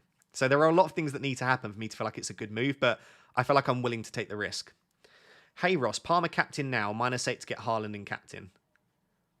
Yeah, I'm not sure I'd be taking a massive hit to go and get Haaland captain. I think Mbeumo and Palmer are an absolutely fine alternative captaincies. For me, captaincy this week, Haaland, Mbeumo, Palmer, Salah in that order if I was to captain people. Actually, I might put Foden in there ahead of Salah. I would say Haaland, Mbeumo, Palmer, Foden, Salah. Saka to Foden or Palmer for a -4. Triple captain Haaland. I'd probably go for Palmer if you don't have Palmer. I think Foden's upside is there this week, but if I didn't have Palmer, I would be finding a way to get Palmer in for Saka, I think. Van der Ven, Gvardiol, 8 Nuri, Palmer, Foden, Mbeumo, Rodgers, Solanke, Haaland, Vardy. Bench of McNeil, Davis, Mikalenko. 1 free transfer and 0.8 in the bank. Changes. It's a lovely team. Vardy to Wood or Rao. Maybe. I honestly think I would just leave that. I mean, you've already got a benching headache. That's almost a bench boost. I'd leave it as it is. I see no real need to make those any transfers there. I'd leave your team as it is, Lucian. Are we sleeping on Kulusevski? Kulusevski is a classic eye test pick. The data is not overly good. He's got pretty decent assist threat, but not much goal threat. If you watch the games, Kulusevski looks brilliant, and his minutes are very good as well. So, yeah, if you're an eye test manager, you probably are sleeping on Kulusevski. If you're more of an analytical manager, you can understand why people are sleeping on him. The data's just not really there. Bruno and Johnson for Saka and Semenyo, thoughts? I don't mind that, actually. People won't like buying Bruno. It's an okay... Yeah, do you know what? I actually think that is a better set of... If it's for free, I would go for it. Start Vardy or Smith Rowe. I'd start Vardy. Got the penalties. Start Smith Rowe or Vardy. Wow. That is 2 separate people in a row. I've said start Vardy or Smith Rowe. There you go. I would start Vardy for both of you. Start Konate or Colwill. Oh, that's a tough one. I would start... Oh, I'd start Colwill, just about. Go Egg, Dashmate, good to see you. Yeah, I love this, by the way. Someone that has been present in so many of my live streams. I say our live streams. I met them the other day in person, which is amazing. So thank you. It was a pleasure to meet you. Raya, Gabriel, Dunk, Trent, Ahmad, Semenyo, Diaz, Salah, Kulusevski, Havertz, Haaland. Really nice team. Couple of nice differentials in there as well. Fabianski, Greaves, Johnson, Jebison. 2 free transfers. Jebison and Diaz to Rao and Savio. Bench Ahmad. This week, I would be extremely surprised if Savio doesn't start, but you do never know. It's a nice transfer. I would be semi-tempted to go Garnacho at that price. But yeah, I do think that Rao and Savio in, benching Ahmad, really nice transfers. I'd be pretty happy saying yes to that. And again, it was a pleasure to meet you, mate. Son and Eze to Palmer and Garnacho for a -4. Yes. Or roll with Son as I have Rodgers to sub in. Oh, that changes it, actually. No, in that case, no. In that case, no. I would just have Rodgers. I really think Rodgers is a great player to have this week. So if you were having to bench Rodgers and Saka or Son being out allows you to play Rodgers, I'd be tempted to just keep Saka and Son. Start Rodgers or Semenyo, love you. I love you too. I would start Rodgers just about for the home fixture. Obviously, they're playing against each other, but I like the fact that it's at home. Gabriel straight swap to Gvardiol. I've got Raya. If you've got multiple free transfers or you just really fancy Gvardiol this week, then yeah, go for it. Selling Rodgers on wildcard for Semenyo or on bench till game week 12. I think I'd prefer Rodgers in the long term, you know. I think I would, but I do agree that from 12 and beyond, Semenyo's fixtures are very nice. It depends if you've got money tied up. If you've got money tied up in Rodgers, just keep him. Otherwise, yeah, you could go for Semenyo instead. Saka, Palmer, and Trent Gvardiol have Lewis already. So Saka to Palmer and Trent Gvardiol. Yeah, Saka and Trent out, Palmer and Gvardiol in. Looks lovely. It's a lovely set of transfers. Hi, Ross. 4 free transfers. Havertz, Calvert-Lewin, Saka to Jimenez, Wissa, Palmer / Son. And triple captain Haaland. Well, don't bring in Son because Son's injured. Rest of the team is Rodgers, McNeil, Gabriel, Porro, Trent, Mbeumo, Semenyo, Aina, Greaves.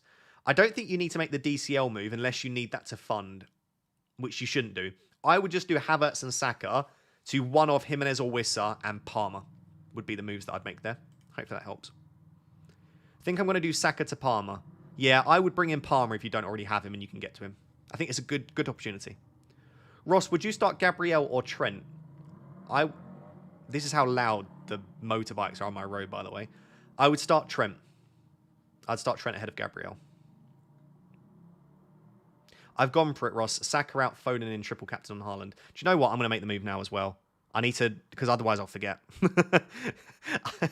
I completely forgot I haven't made my transfer yet. Right, we have... I'll give you 1 minute to give me reasons that you wouldn't want. Permission denied? How are you denying my... What does that even mean? Permission... Chat, are we seeing this? Permission denied. Is this a sign that I should keep Saka? I just tried to sell Saka for Foden, and FPL told me permission denied. Banned. What is this? What? I've been logged out. What is... Can you imagine if this was just before the deadline? This is outrageous. I don't know. I've got to go through two-factor authentication and all sorts of nonsense to get myself logged back in. The cartel are after me, chat. Chat, the cartel are trying to... Oh, do you know what? Right, give me a second. I need to log back into the FPL site. What on earth is this about? That is an absolute joke. Right. Right,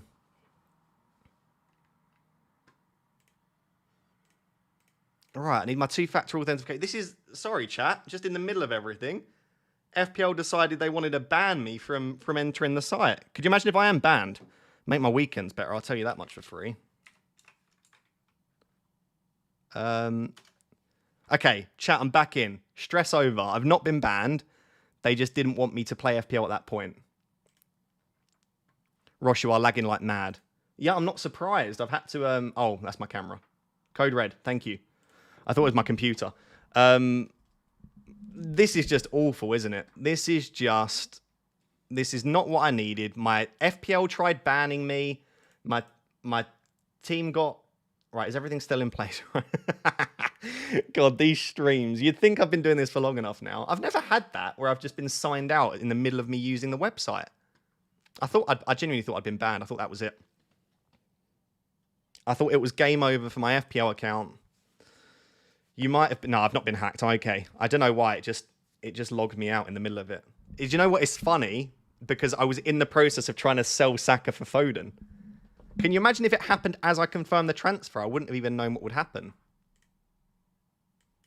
Right, let me get my camera back. Hopefully my camera's working now. Yes, it is. Okay. Right, chat, we try again.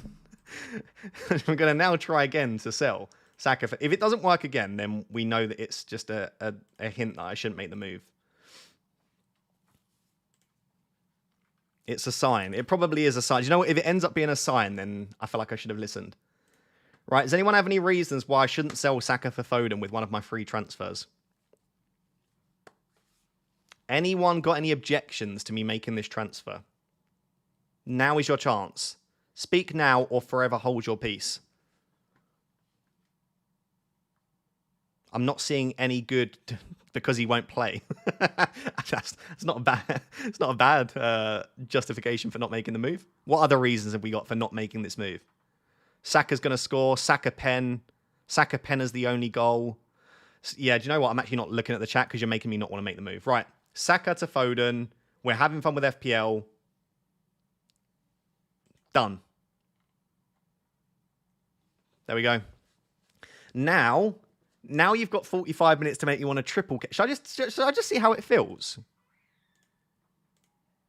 I'll tell you how it feels. It feels spicy. It feels a little bit spicy. That's how that feels. Oh, that feels good. Now, will I keep it on Foden? No, I won't. Now, the blue is aesthetically pleasing. It really is. I've got a nice little line of blue there. I've got a nice little Wolves contingency going on. Bro has lost his mind. Now, listen here. I've not lost my mind. Foden triple captain. Listen, last year he got 270. No, he got more than that. He got 220 pointers, didn't he, last year? 20-pointer, Foden a hat-trick. Haaland hat-trick would make me cry. Could vice-captain Foden. But then what happens if he doesn't play? Okay, I bottled it already. I've bottled it already. I've bottled it already. I'm so sorry. I'm so sorry. I bottled it. If Foden doesn't start and I've got the triple captain on him, that is game over for my season. That's just a disaster. Joe Stack says, hope yourself and Pickle are okay, Ross. Thank you very much, Joe. Pickle's not with me, but she is okay. My team is Raya, Lewis, Trent, Einar, Palmer, Salah, and Burmo, Rogers, Wissa, Watkins. Play 1, bench 1. Luka Dean or Raul. Oh, I'd start Raul Jimenez a million times out of a million. I'd absolutely have Raul Jimenez starting. That's a really nice team, by the way. I'm actually very jealous of that team. I'm extremely jealous of your team. You've got Palmer, Salah, Wissa, and Yeah, I really like that team, Joe. Big fan. That's got to be a green arrow for you this week, surely. Saka and Jackson to Foden and Havertz for a -4. Saka and Jackson to Foden. I'd rather have Jackson than Havertz. Just make the Saka to Foden move, I think. I'd much rather own Jackson than Havertz at the moment, I think. Ross, Salah to Foden for free. No, I'd rather have Salah than Foden. If I could have afforded Salah, I would have gone to Salah. I just can't afford Salah. Yeah, I wouldn't be selling Salah this week. Pick 3 of Gabriel, Robertson, Lewis, Porro. I'd bench Robertson of those 3. Ola Aina, Luka Dean, Vardy, Semenyo. Need to start 2 of them. I'd start Vardy and Semenyo. I'd always start your attackers if you can.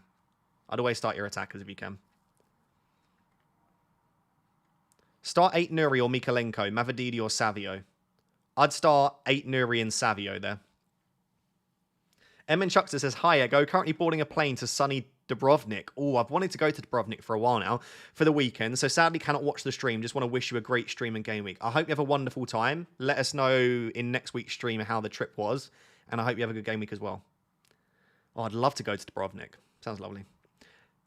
Sorry, the last message was to say I had 4 premiums now. Oh, fuming last Sunday, so threw in Foden and Cunha on top of Cole Palmer, Bukayo Saka, and Erling Haaland, Solanke and Mbeumo out. I see what you mean. Well, here's hoping for you then that Mbeumo doesn't go massive. I just think Mbeumo's great, but I can understand like that premium structure, 4 premiums is lovely. That could work really well. Liz says, worried my strong Saka bias is at play. Have your previous mid forwards, so no bench cover. Bench is Van der Berg, Dibbling, Greaves. Need to replace Saka. See, yeah, in that situation, if you're like me, I just felt like the cover wasn't really there. But the thing is, I think Saka will play. So I don't think bench cover matters too much, but you just don't know that. That's a tough one. If you've got Saka bias, if you want to keep Saka, remember that you're supposed to enjoy this game as well. Like if you would enjoy the game more still owning Saka, then just like I always think, and this is the way that I help anyone make a decision, and I don't say that it's optimal, but it helps me. I always think about what would annoy me the most. We can call it like expected regret. Would it annoy you more if this happened or this happened? And when I think about Foden Saka, I would be more annoyed if Foden scored a hat-trick and I didn't go for Foden than if I do move for Foden and Saka scores a hat-trick. The Foden one would annoy me more. Because I would just be like, oh, I should have just made the move. Like, and it would have made me feel annoyed that I was being passive. So sometimes I use that to decide my decisions. Like, what would annoy me more if I do make the move or don't make the move? So yeah, that's why I made the move. I'm not saying that is the optimal way to make transfers, but it helps me think about enjoyment, which should be at the forefront. Oh, I need to screenshot my team, actually. Let me quickly do that, just so that I have a screenshot of it. I can't believe FPL logged me out in the middle of me trying to make my transfer. That's a first for me. I'm not going to lie. I actually really like my team. So the only final thing to discuss for my team then, chat. Have I got the benching decision right with my defenders?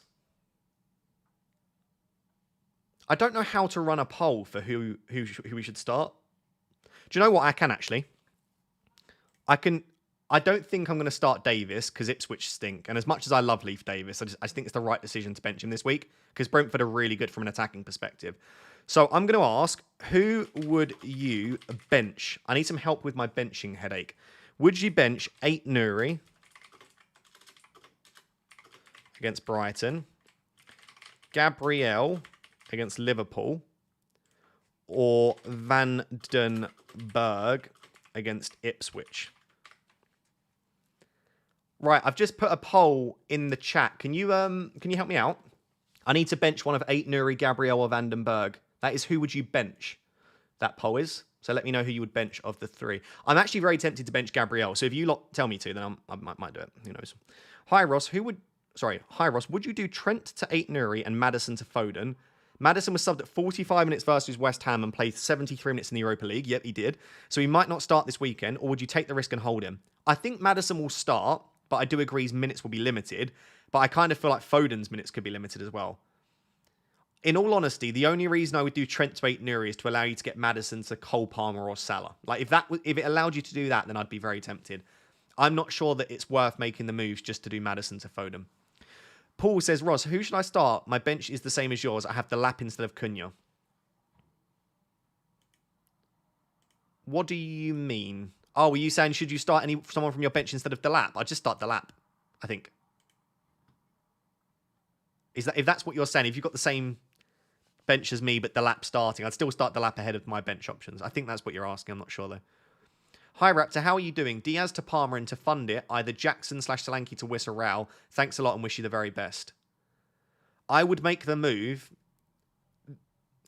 I prefer Jackson as an option, but I prefer Solanke's fixtures. I think I'd sell Jackson before Solanke for the next 3, and then I'd look to bring Jackson in for Solanke in 3 weeks. 4 weeks. Game week 12. I'd look to do the Solanke to Jackson switch in game week 12, probably. Darren Baker has been a member for 19 months. Thank you very much. I love seeing members that have been here for a while.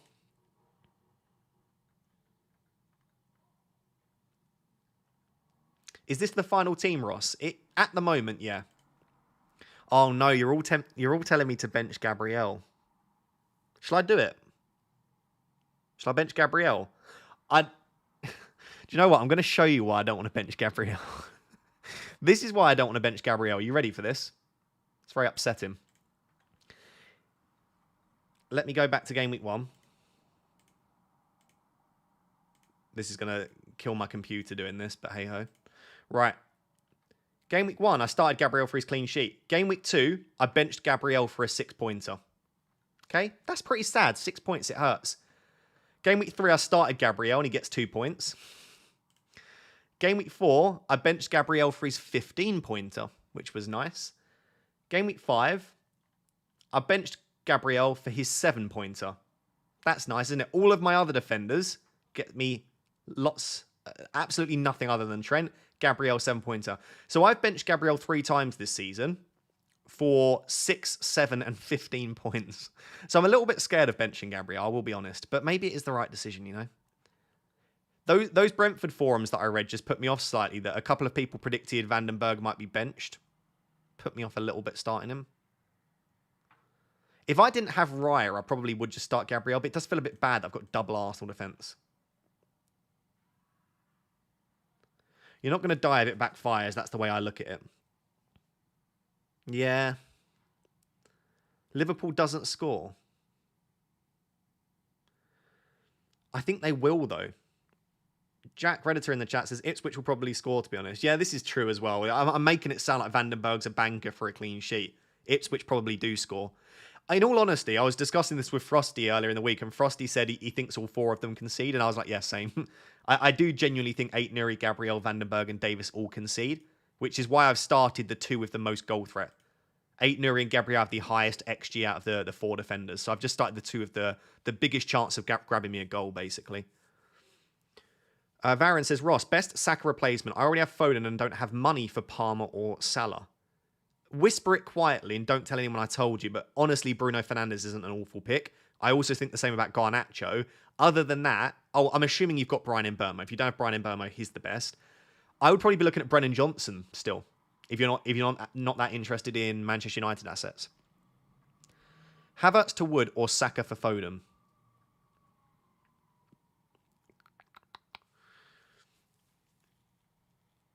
Both and just take the hit. No, I don't know. I'd make both. I think Havertz to Wood because I think Saka's a slightly better long-term hold than Havertz, and I think Wood's really good this week against Leicester. I'd be tempted by Havertz to Wood. Matt says start Konate or Robinson. I have McNeil. Yeah, maybe having McNeil. Maybe I'd still start Robinson. I think I'd still start Robinson. Saka, Trent to Palmer, Guardiola. If that's for free, Chris, then absolutely. Garnacho is an underrated pick. I think so, but people don't like Man United assets, which, in all honesty, is fair enough. It really is fair enough. I can understand why. Are you triple captaining? Yeah. Yeah, I think so. Can't see myself changing now. So I've already made the Foden in for Saka move. I've already pretty much committed to triple captain Haaland. It's just that benching decision. It's whether I bench Ait-Nouri, Gabriel, Vandenberg. I also could start Leif Davis, but I think people will start cancelling me if I do that. And I really don't see a clean sheet. I definitely think that Davis has the lowest chance for a clean sheet this week of the 4. If it was Brentford at home, I might be a little bit more tempted. Move your triple captain to try it out for size. I've already done that, and it felt good. And I don't want it to feel good, because I don't want to be forced into doing it. Stop peer pressuring me. Mikalenko or Gabriel? Oh, that's a really tough one. I may start Mikalenko there, but it's very close, just about. What are your expectations for Haaland this game week? Do you think there is a great chance he will score 2 or more?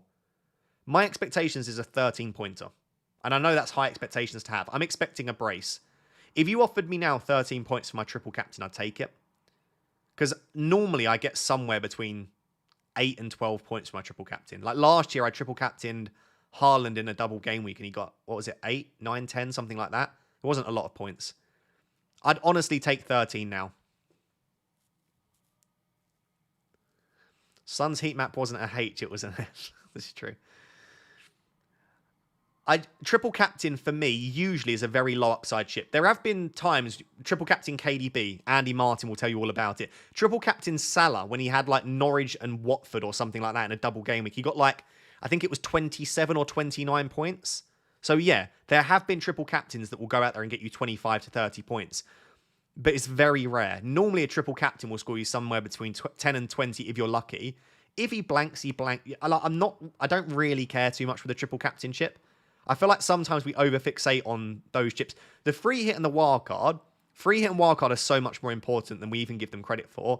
Bench boost and triple captain, they always end up being bloody disappointing. And the most you're going to get from those two is usually like 25 points anyway. So if I get 5 points rather than 25, I've lost 20 points. Oh well. You win some, you lose some. I think I'm just going to play it. Bit of fun, innit? Bit of fun. I'll be very excited if the team sheet has Lewis, Foden and Haaland starting. I don't think it will. I think one, if not... I'll tell you what, if Lewis and Foden are on the bench, I'm going to be gutted. I think one of them probably will be. It'll probably be Rico Lewis. Bench boost is usually negative as it forces you into bad moves around it. Exactly. I think we just overemphasize the importance of the 2 chips. FPL Tony only thinks Foden starts 65%. To be fair, Will, I said 73% or 74%. Yeah, Foden's definitely not 100% to start. He played 90 minutes in the Champions League midweek. That's never good, is it? It's not a good sign. But also, Pep is someone that believes in rhythm. And Foden was, I think, voted man of the match in that game. He had a great performance. Him and Mateus Nunes were just really, really good.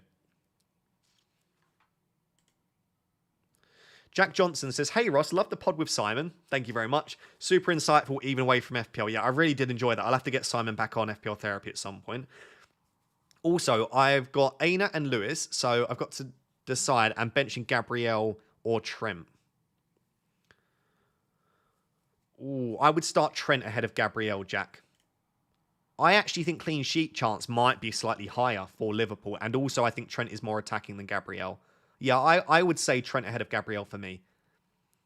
Why have Mazraoui's minutes been so inconsistent? Have they been? I feel like he started most Premier League games, hasn't he? He had the issue with the... They haven't been inconsistent at all. He had the issue with his heart. He had a very minor op, but he was back playing in the Champions League. Other than that, they've been very good. Mazraoui, I would be surprised, unless he is having continued issues with this cardiovascular thing, whatever it was, I can't remember what it was, like arrhythmia, then I would expect Mazraoui to start again. He's very, very important to our team. Trent, Semenyo, Saka for Guardiola, Palmer, McNeil, 3 free transfers. Yeah, I love that, to be fair. I'd go for that, Felique. Saka and Calafiori to Kulusevski and Branthwaite, 2 free transfers. Yeah, I don't mind that. Branthwaite's a decent pick. I'd probably still go Mikalenko and save the money, but I don't mind it. Like, if you could go Mikalenko and Johnson, I don't know if you can afford that, but I'd maybe be more tempted to do that. Hi, Ross. Thanks. That helped. Hope you and Pickle are having an excellent week. Loving FPL Therapy too. You're killing it. Big up the Raptor community. Thank you so much. Very, very kind. I'm so glad to see people enjoying FPL Therapy. That means a lot to me. If you've not seen, by the way, I've got a new podcast called FPL Therapy. You can search for it on Spotify, Apple, or YouTube. Just type in, whilst you're watching this, feel free to just type in FPL Therapy on any of those and check it out every week. But I really appreciate those that are tuning in. Brought Son in early. It's linked in the description as well, by the way. Brought Son in early. Straight swap for Foden for a hit or bench him for Semenyo. I'm sure a few people have the same predicament. I think I've said, if you expect Foden to go big, it's probably worth it. But when it's for a hit, I would be tempted to just play Semenyo instead. Especially as Son is such a good captaincy option in Game Week 11.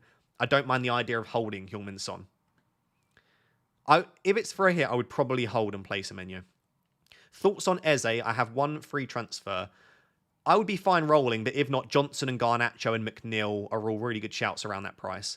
May go Haalandless Game Week 10, keep Havertz, or go Raul Cunha. I quite like the idea of selling Havertz for Raul Cunha. I will also be tempted to sell Haaland next week, depending on how he gets on, how City look. I am tempted to pivot back to Salah next week. We'll discuss that in my transfer plans video.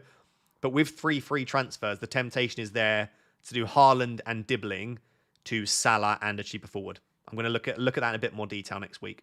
Start 3 of Gabriel, Andy Robertson, 8 Nuri, Vardy, DCL. I would start Vardy, DCL, and 8 Nuri for me, those 3.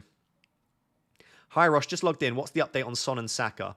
Son is very unlikely to play. Ange didn't fully rule him out, but he pretty much did. Saka has been training on the grass, but we don't know if he's going to be fit and available. Our prediction probably at the moment is Son is not going to play. Saka's got a chance to play, but we don't know. 2 free transfers, 1.4 in the bank. Thinking of doing Saka and Havertz to Palmer, Son, and... Saka and Havertz to Palmer/Son and Solanke Jackson. I think Saka and Havertz to Palmer and a cheap forward is probably where I would go. So Saka and Havertz to Palmer and Wissa or Raul or Cunha would be the way I would go there, honestly. You could just go for the double Chelsea, though. You could just move to Jackson now. By the way, if you are enjoying the stream, I've completely forgot to ask at any point. Can you please like the stream, but make sure to subscribe, importantly, as well. Subscriber growth has been somewhat slow recently, so if you want to make my week, please do consider subscribing. I'd really appreciate it. Paul says, moved early on Son to avoid being priced out. You're not alone. 400,000 managers moved early on Son, by the way, so that's really unfortunate. Already have Palmer and 1 free transfer. Son to Foden or Roll and Semenyo off the bench. So you're in exactly the same position as the message that I just answered, but yours is for free. I think if it's for free, I don't mind Son to Foden. If it's for a hit, I would just play whoever's on your bench.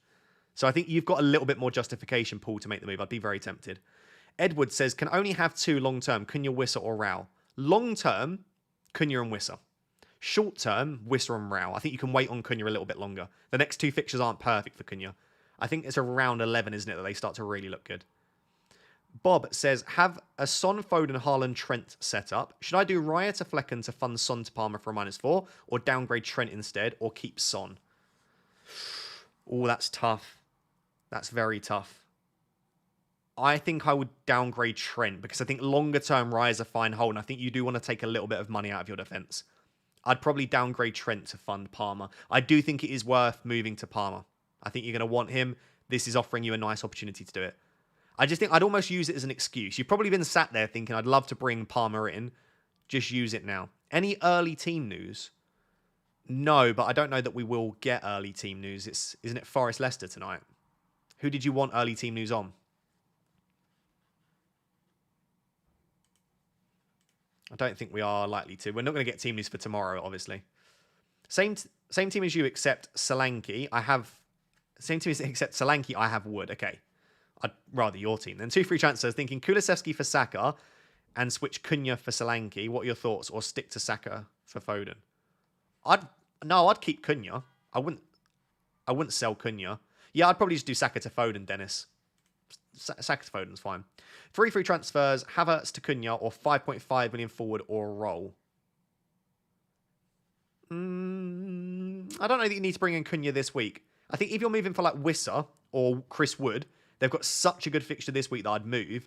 I don't know that Cunha's that great this week. Like, I know I'm starting him. I'm happy I've got him. He's not necessarily a player that I'd be desperate to go out there and pick up this week, though.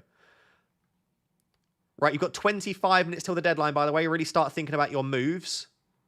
If you've just joined the stream, welcome. I did Saka to Foden already. I'm probably triple captain Haaland, and I'm just still making decisions around my bench order and which defenders I start.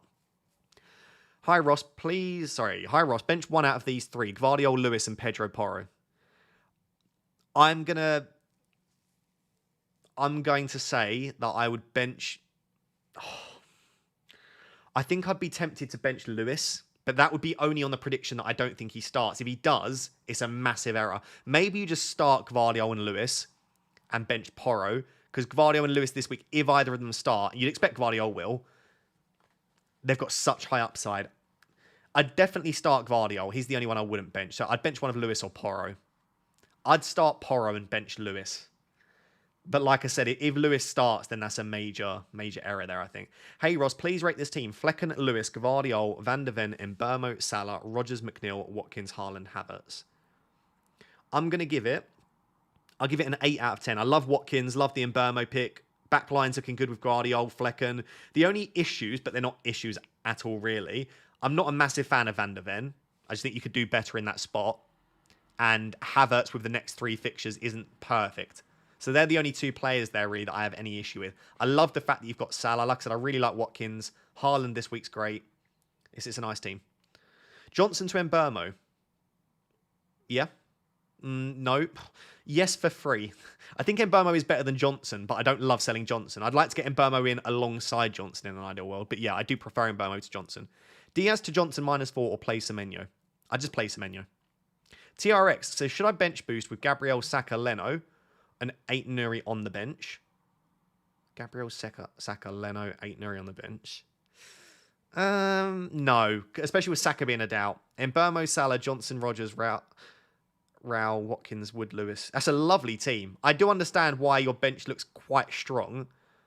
I don't love a bench boost when you've got Saka in there who might not feature. Gabriel's got a very tricky fixture. 8 Nuri we probably expect to concede. It's not a bad bench boost. Like, if you've got a gut feeling, go for it. I probably wouldn't, though. For a bench boost to work for me, I would rather have all 15 of my players definitely playing. Watkins, Martinelli to Wissa Palmer, or Welbeck Onana to Wissa Buonanotte. I prefer Welbeck Onana to Wissa and Buonanotte. I don't like the idea of selling Watkins. Yeah, I wouldn't sell Watkins if you have him. I'd probably just hold.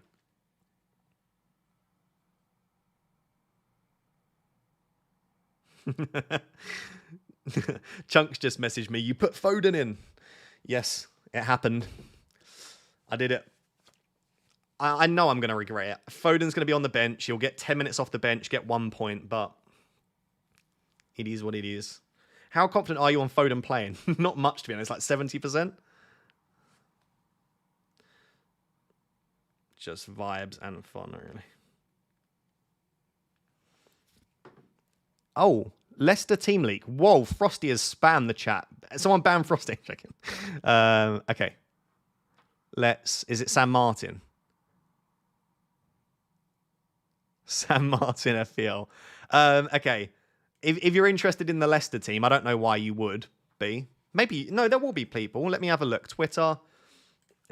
Samuel.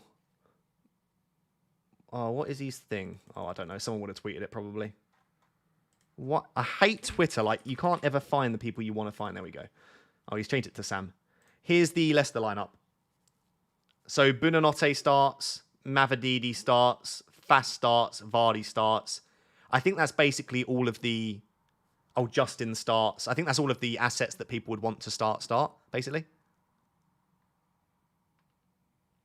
So there we go. Get the Leicester lineup. And by the way, if you're wondering, Sam is absolutely legit. So that will be correct. He used to get us early Leicester team news all the time. And that was back in the day when we actually wanted Leicester team news. No offense to Leicester fans now. There we go.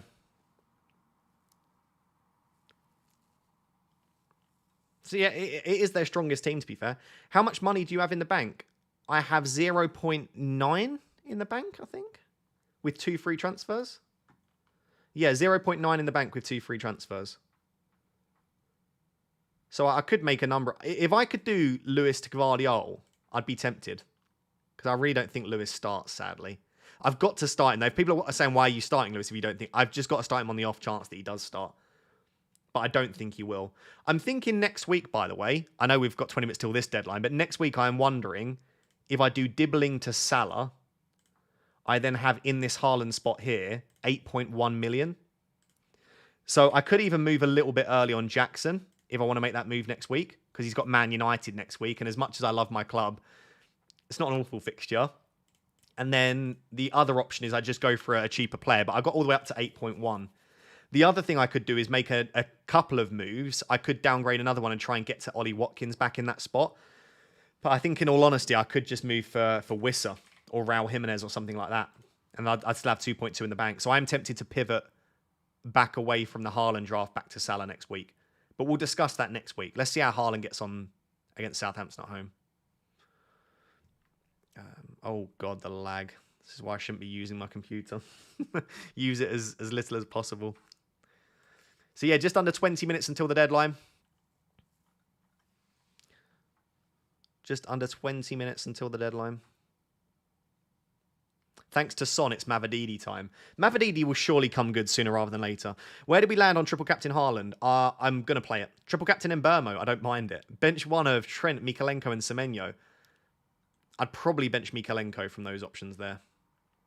Bench Aina, Colwell or Gabriel. I'd bench Colwell from those three.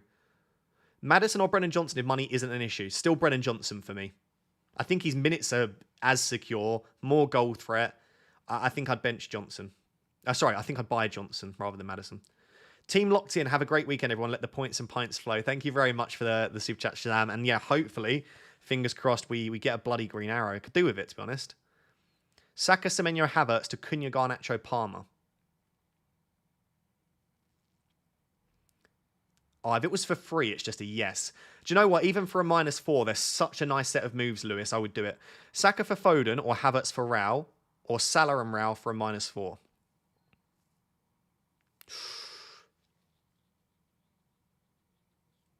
Oh, I would go... Oh, that's very tough.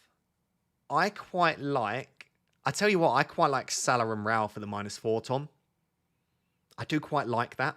Yeah, do you know what? I'd be tempted to do that. I don't know. I hate telling people to take hits because I obviously haven't taken a hit, but yeah, I quite like that one. Replace Saka. I got Foden and Palmer and Mbermo. If you've got Foden, Palmer and Mbermo already, I'd keep Saka. If you do need to replace him still, it's either Bruno, Garnacho or Johnson. I think would be the three. I'd honestly keep Saka if I had Foden, Palmer and Mbermo though. Yeah, maybe Brennan Johnson still. Wildcarded, McNeil or Buonanotte? I think McNeil's the better pick, but you save quite a bit going for Buonanotte. So I'd probably save. Assuming they're your 8th attacker. If they're your 7th attacker, I'd go McNeil. If it's your 8th attacker, I'd go Buonanotte.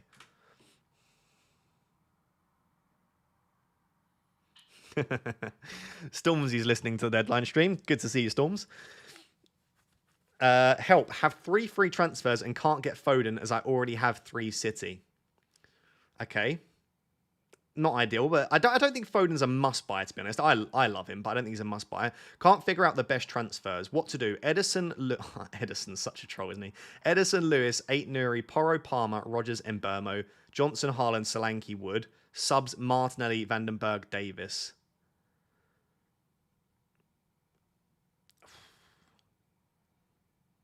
I just don't think you need to get Foden. I would just roll that team, in all honesty. You've not got Son and you've not got Saka, have you?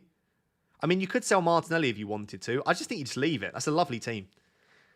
I know the temptation is there with Foden, but I wouldn't be too stressed. He's also still not going to be that highly owned. I know it will feel like it, but I don't think that many people are going out there and buying Foden this week. It will feel like it amongst this community because we're engaged. Lots of content creators are looking at similar moves, but I wouldn't stress. Sell DCL for Wissa. No, I wouldn't sell DCL this week myself. I'd keep DCL.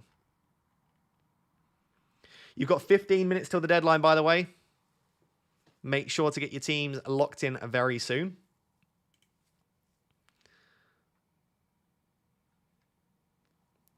Free transfer DCL for Cunha. No, I just keep DCL. DCL's fine. Everyone's desperate to get him out, but he had the highest XG in Game Week 8. And I know he didn't finish them, but a man that's getting that many chances for me is a good keep. Are you really triple captain Haaland? Yeah. I want the element of surprise in my work league, but if you're doing it, I feel it's hard to locking it in if you say yes.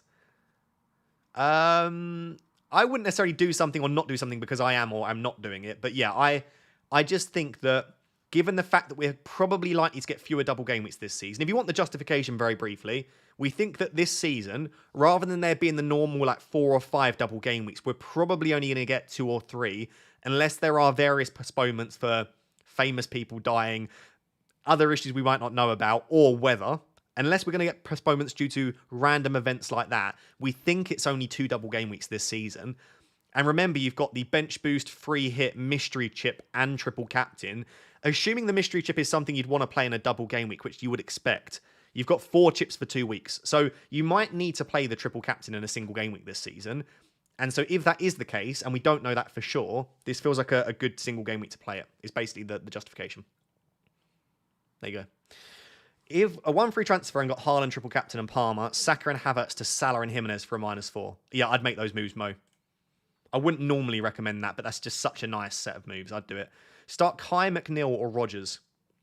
I'd honestly start McNeil, I think, from those 3. Probably McNeil. Dunk or Gabriel? I would probably start Lewis Dunk ahead of Gabriel, believe it or not. Bench Vardy, McNeil, or Rodgers? Vardy at the moment. I would start Vardy because he's on penalties. I'd bench Rodgers from those 3. I wouldn't bench a penalty taker if I could help it. Unless they've got a really bad fixture. But Vardy doesn't have a bad fixture at all. Well, actually, it's not a great fixture. It's not bad, though. Valdemarson bench with no coin in the bank. What should I do? What do you mean? I'm a bit confused by your question. Sorry. Unless you're saying you need a goalkeeper, then you're going to have to make various moves. Semenyo or DCL? I'd start DCL ahead of Semenyo. Penalties. Penalties are... I know we've not really had many penalties this season, but I would always back the penalty taker. I'd always normally back the number 9 as well. Ross should be doing triple captain Foden, but he's been sat in an ice bath for too long and shriveled up. Oh, I really want to. I tell you what, I can almost guarantee that Stormzy is captaining Foden. He's probably sat there at home laughing and nodding his head. He'll be captaining Foden. He loves any opportunity to do something like that. I would not be surprised if he's got Foden captain.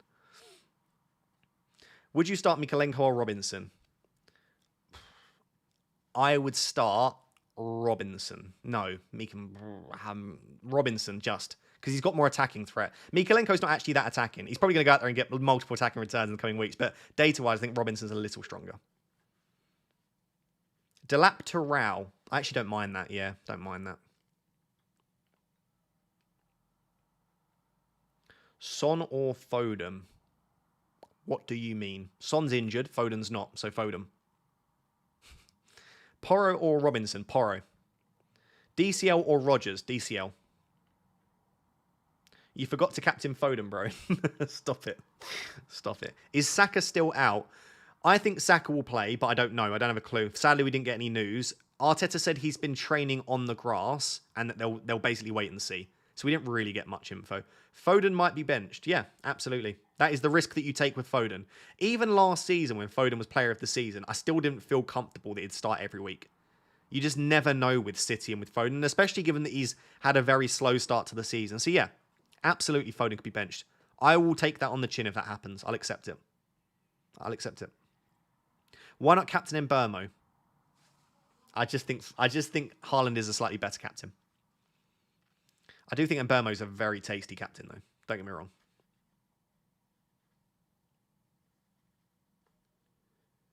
Contra or Robertson this game week? It's a tough one, actually. I think I'd start Contra. Look, it's all been fun and games. We've tried to joke about it, but can you move your triple captain off Haaland already so as pre-game at 6 owners can start getting points? Yeah, I'm not going to lie. I've got the triple captain on Haaland. You should all be captaining someone else. Have you not seen the relationship that I've had with Haaland this season? Guys, is Welbeck fit? Apparently, he's doing everything he can to be fit, but we did not get a definitive update either way from Hertzler. But he did say that Welbeck's not out long term. So if you can get away with not having Welbeck this week, then maybe you hold him. Hi, boss man. Start Gabriel or Murillo. Ooh. I'd be tempted by Murillo.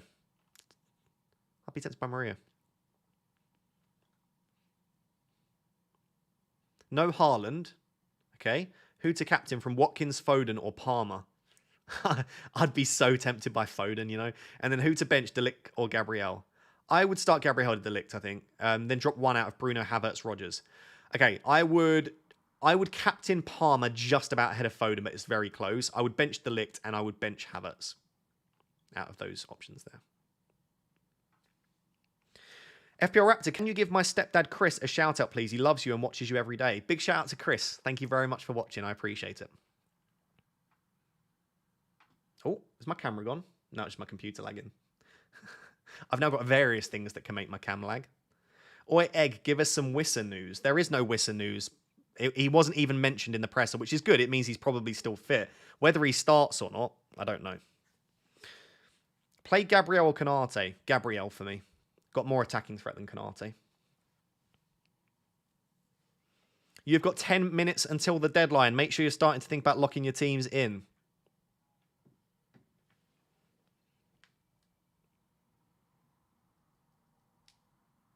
I think Saka will start is my prediction. But that is nothing other than a prediction. I've sold him, so I clearly don't care that much, or I'm not that confident. I also just think that regardless, even if Saka does start, I feel better looking at Foden against Southampton at home. I won't feel better, though, I'm sure, when Foden's benched, but it is what it is. But yeah, I don't have an issue with keeping Saka. I don't have an issue with keeping Son, by the way, as well. Can work out absolutely fine. Sell Saka or start DCL? Wait, what? Sell Saka or start DCL? You could do both or neither, couldn't you? Best replacements if I sell. I think keep Saka and start DCL. If I have Palmer and Burmo, Rodgers, Johnson already. Also 3 out of Mazraoui, Lewis, 8 Neri, Gabriel. If you sell him, it's Foden or Palmer. You've already got Palmer, so Foden. If it's not Foden, then you've already got Johnson, maybe Garnacho. And I would bench Mazraoui out of those options. Hopefully that sort of answered your question. Bench Rodgers, Cunha, Kulusevski. Oh, that's tough. I'd probably bench Rodgers and start Cunha and Kulusevski.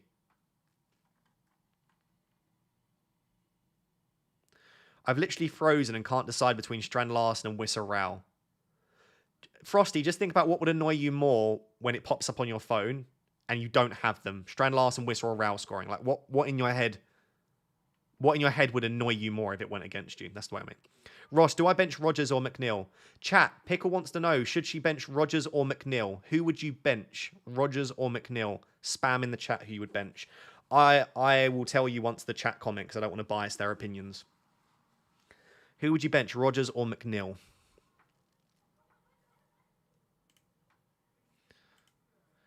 I would...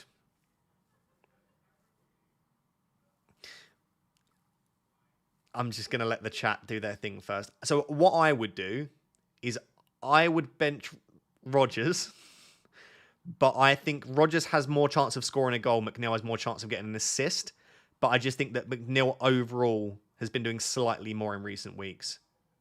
Everyone in the chat saying bench McNeil. McNeil's definitely the one that is getting more benchings in the chat. Also, you are a Villa fan, so maybe it's more fun starting Rodgers. Although Frosty says bench Rodgers. Who knows? I think I would just about start McNeil and bench Rodgers. Just about. It's very close. Just about start McNeil ahead of Rodgers. Like 1%. You've got just over 5 minutes till the deadline. Make sure you are getting your teams locked in. I think I'm going to leave my benching headache as it is. I've had Aït-Nouri and Gabriel starting for the last few days. I think I'm just going to keep it as is. Too many decisions. I know. I've had like 4 or 5 major decisions to make this week. Yeah, there's been loads and loads of major decisions to make. I have now triple captain Haaland. We can be in pain together. Chat, who's triple captain Haaland? Just say me or yes. I just want to know who's in the pain with me. It is going to be painful when he inevitably... I almost feel like a 1 return is almost as bad as a blank. Now, I feel like we need 2+ returns. I need double digits. Give me 10+ points. Oh, there's lots of people who are triple captain in Haaland.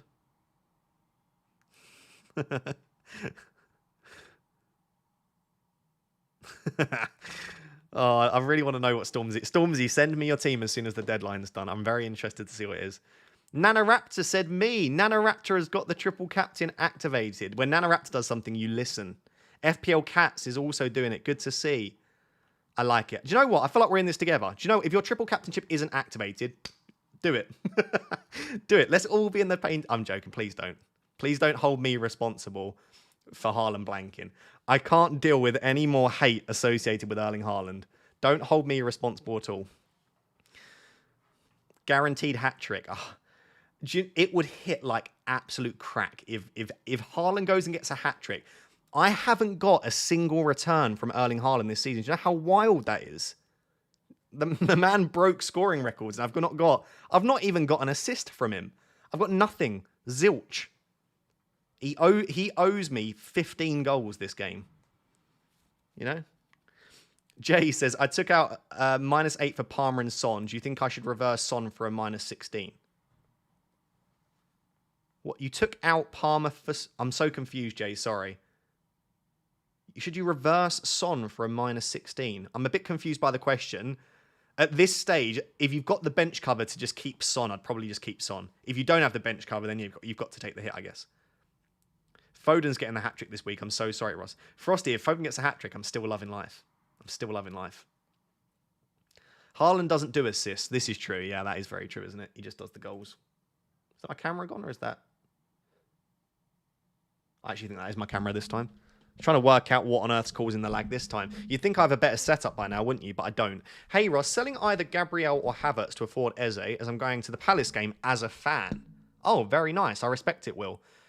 I would probably sell Havertz. I feel like there's more exciting attacking players to go and buy than defenders, and Gabriel is a really nice long-term hold. I would sell Havertz, probably, if it was me. Triple captain Mbermo. It's tempting, I'm sure. Maybe. I don't know if I'd want to do it, but I don't mind it, actually. There are definitely worse times to play it. Sell Saka or... Oh, I did that one, didn't I? Right, where was I? Here I am. Start Smith Rowe or Semenyo? I'd start Semenyo just. I've done it for you. Let's feel the pain together. Triple Captain Haaland, here we come. No, I feel bad, Shazam. Reverse the chip. I feel bad if people are triple captaining just because of me. I would not advise following me on Erling Haaland this season. It's gone absolutely terribly. Absolutely terribly. In fact, I would say do the opposite of whatever I do with Erling Haaland. Who do I bench, Rodgers or Havertz? I'd honestly be tempted to bench Havertz, you know. I don't see them scoring many goals against Liverpool. Liverpool have been really good defensively this season. In pretty much every game, they've been very solid. But Havertz could even be on penalties if Saka doesn't play, by the way. Could potentially take the pen. I did it for you also. No, don't do it for me.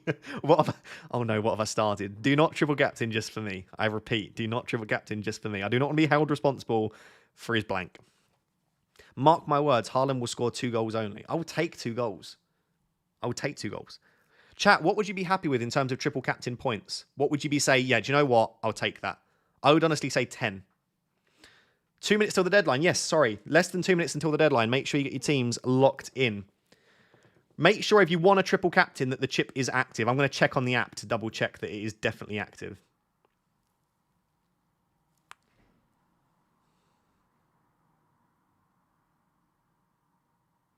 There's no way that's your team. That's not your team, Stormzy. You're lying. That's too vanilla. That's not your team. That's too template. He's not going to captain Haaland. I don't believe it for a second.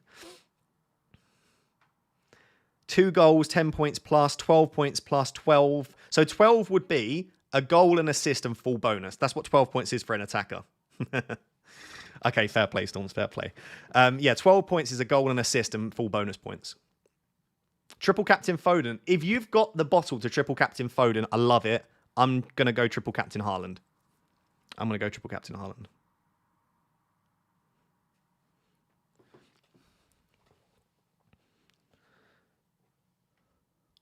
No, don't. No, people stop saying done it for you. Don't triple captain for me. Stop this. No, triple captain not inspired by Ross. I do not want to be held responsible for this. Stop. Bench Trent or Gabriel. I'd start Trent ahead of Gabriel personally. I'm triple captain Haaland. Got to back you up, boss man. Okay, we're in this together. It sounds like we're all in this together. That's fine. I respect it. I appreciate the support. I appreciate this. This is going to go horribly. Please don't cancel me. Don't stop watching if it goes badly. I've had to move my captain to Palmer. This is ridiculous that you still have triple captain on Haaland. Oh, yeah, I'm sorry. I've ruined everyone's game week, haven't I? Right, I think by the time you hear my voice, that will be the deadline. That is it. Locked in. We are done. Mic drop. Let me tweet out my team. Do you know what? It is very exciting having Foden and Haaland.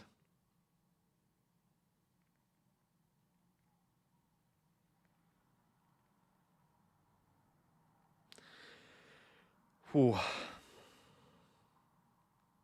Right. Let me make sure I tweet the right team. I think I screenshot it. Yeah, I did. Ross, you pressured me to... No, don't give me that. Oh, no, I regret it already. I regret it already as well. But, oh, well, the triple captain's boring. You know?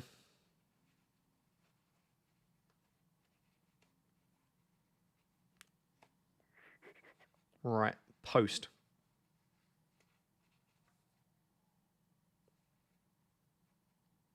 Oh, Praz did triple captain Haaland. Didn't know that. Well, yeah, in Praz we trust. In Praz we trust. At least it'll be fun. You say it'll be fun. If it reaches half-time and Haaland still hasn't scored. What time do they play, actually? What time do... I'm not going to be able to check. Actually, I can just Google it, can't I? When is it 3 p.m. tomorrow? Yeah, 3 p.m. tomorrow. If by 3:30 Haaland's not scored at least 2, I'm not going to be best pleased. Oh, dear. Oh, well. At least Dibbling's tucked third sub. That's all I can say.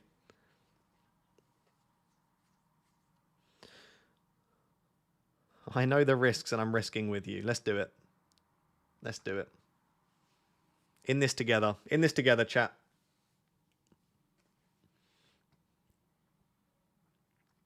I haven't got anyone playing tonight. It's a bit boring, isn't it? Chris Wood's going to get me off to an awful start, isn't he? Scenes when Dibbling scores the 1-0 winner. I actually said on FPL Therapy, I bet Dibbling wipes out the clean sheet. Dibbling's going to be one of my highest scoring players. Surely your triple captain should have been Bruno week 27 Ipswich at home. Nah, that's Let's Talk FPL's triple captain.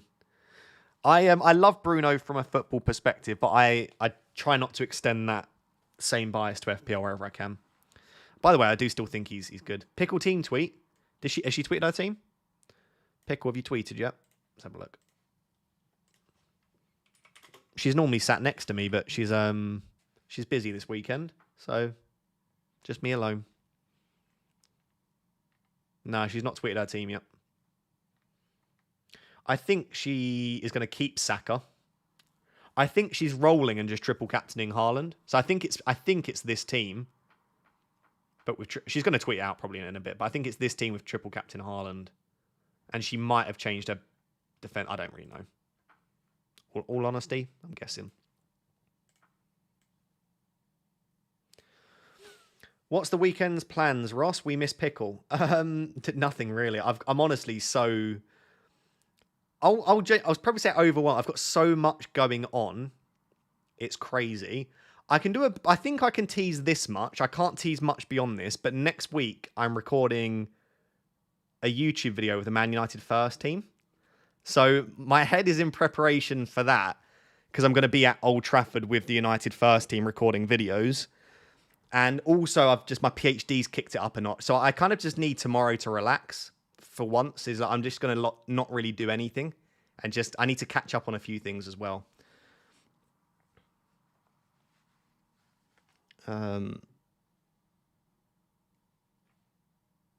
Yeah. You getting a lie in tomorrow at least, Ross? Yeah. Finally. Tell Bruno to start scoring for Andy's sake. That's a huge opportunity. Yeah, it is. It's massive. Massive. What's your PhD in? Sports psychology. Sports psychology. I don't have the PhD yet, but I am in the midst of the PhD.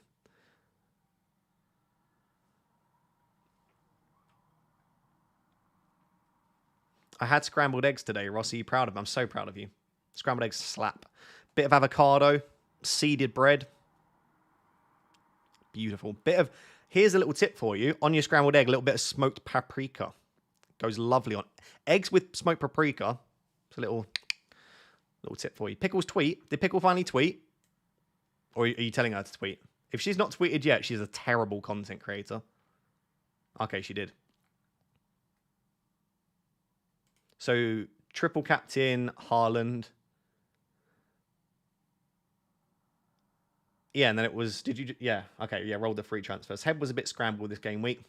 Couldn't bring myself to get Foden. I don't know why. Preparing for pain. So, our teams, they're actually a little bit different now. So, it's Van der Ven...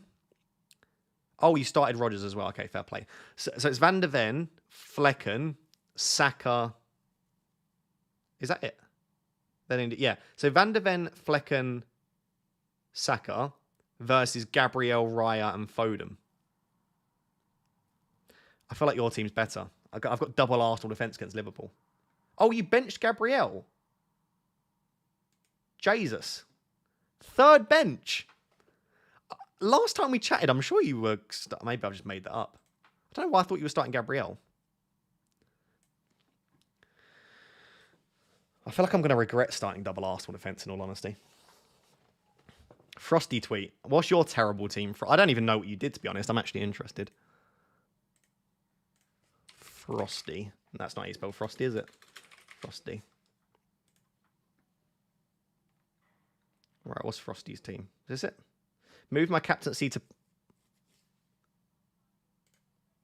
No, you didn't. I was going to say, have you actually done that? You better not have actually... I swear to God, if you've moved the armband off of Haaland, there's no way you've done that. If you have, you're an absolute animal. You better have actually put it on Haaland. You did the Strand Larsen move. Yeah, I think that was the smart move to make. That was the smart move to make. It's a nice team. I like that you copy move double Wolves. You basically just want to be me, don't you? All these copycat moves. It's a nice team. I'm very jealous of Salah. I think Salah will score again this week, to be honest.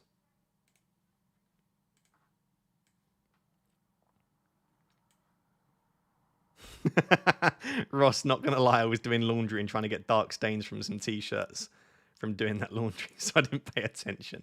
You'll still outscore me somehow. It's so sad. It's so sad. I try so hard every week.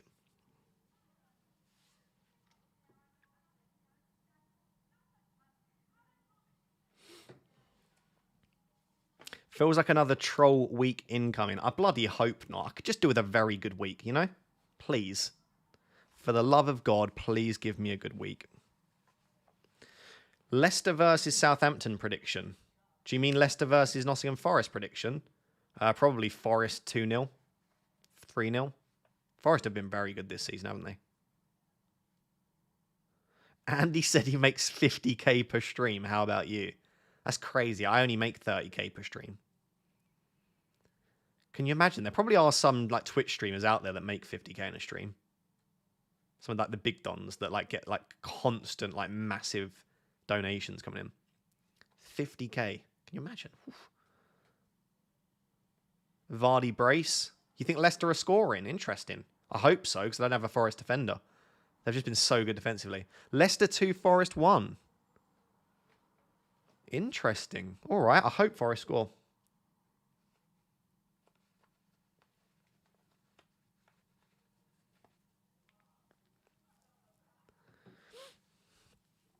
I wish I had a job like this. Listen, I'll be honest. YouTube is a very good job. I enjoy it more than you know. I mean, it's not my full-time job, but I enjoy YouTube more than you can imagine. I think it's like Pickle will attest to this. Is that what I mean? Attest? Pickle will vouch for this. It is a significantly more difficult job than you'd imagine. It's a great job, don't get me wrong. Like, YouTube is amazing. I love what I do here. I wouldn't change it for the world, but it's so difficult. There are so many things. It is a test. Okay, good.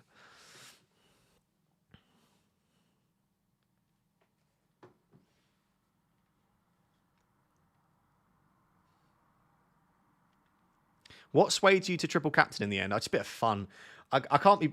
sometimes we can overthink these. I'm a massive overthinker in FPL, and I try and analyze every decision, and it's just have a bit of fun. If it fails, it fails. I don't really care. At this stage, I don't really care. Do you use OBS? Yeah, I'm using OBS. 30k, you for real? Of course I'm joking. I don't make £30,000 on a live stream. Dear Lord, can you imagine? Would be nice, though. Andy said it was an easy job. Fair play. If Andy thinks it's an easy job, fair play.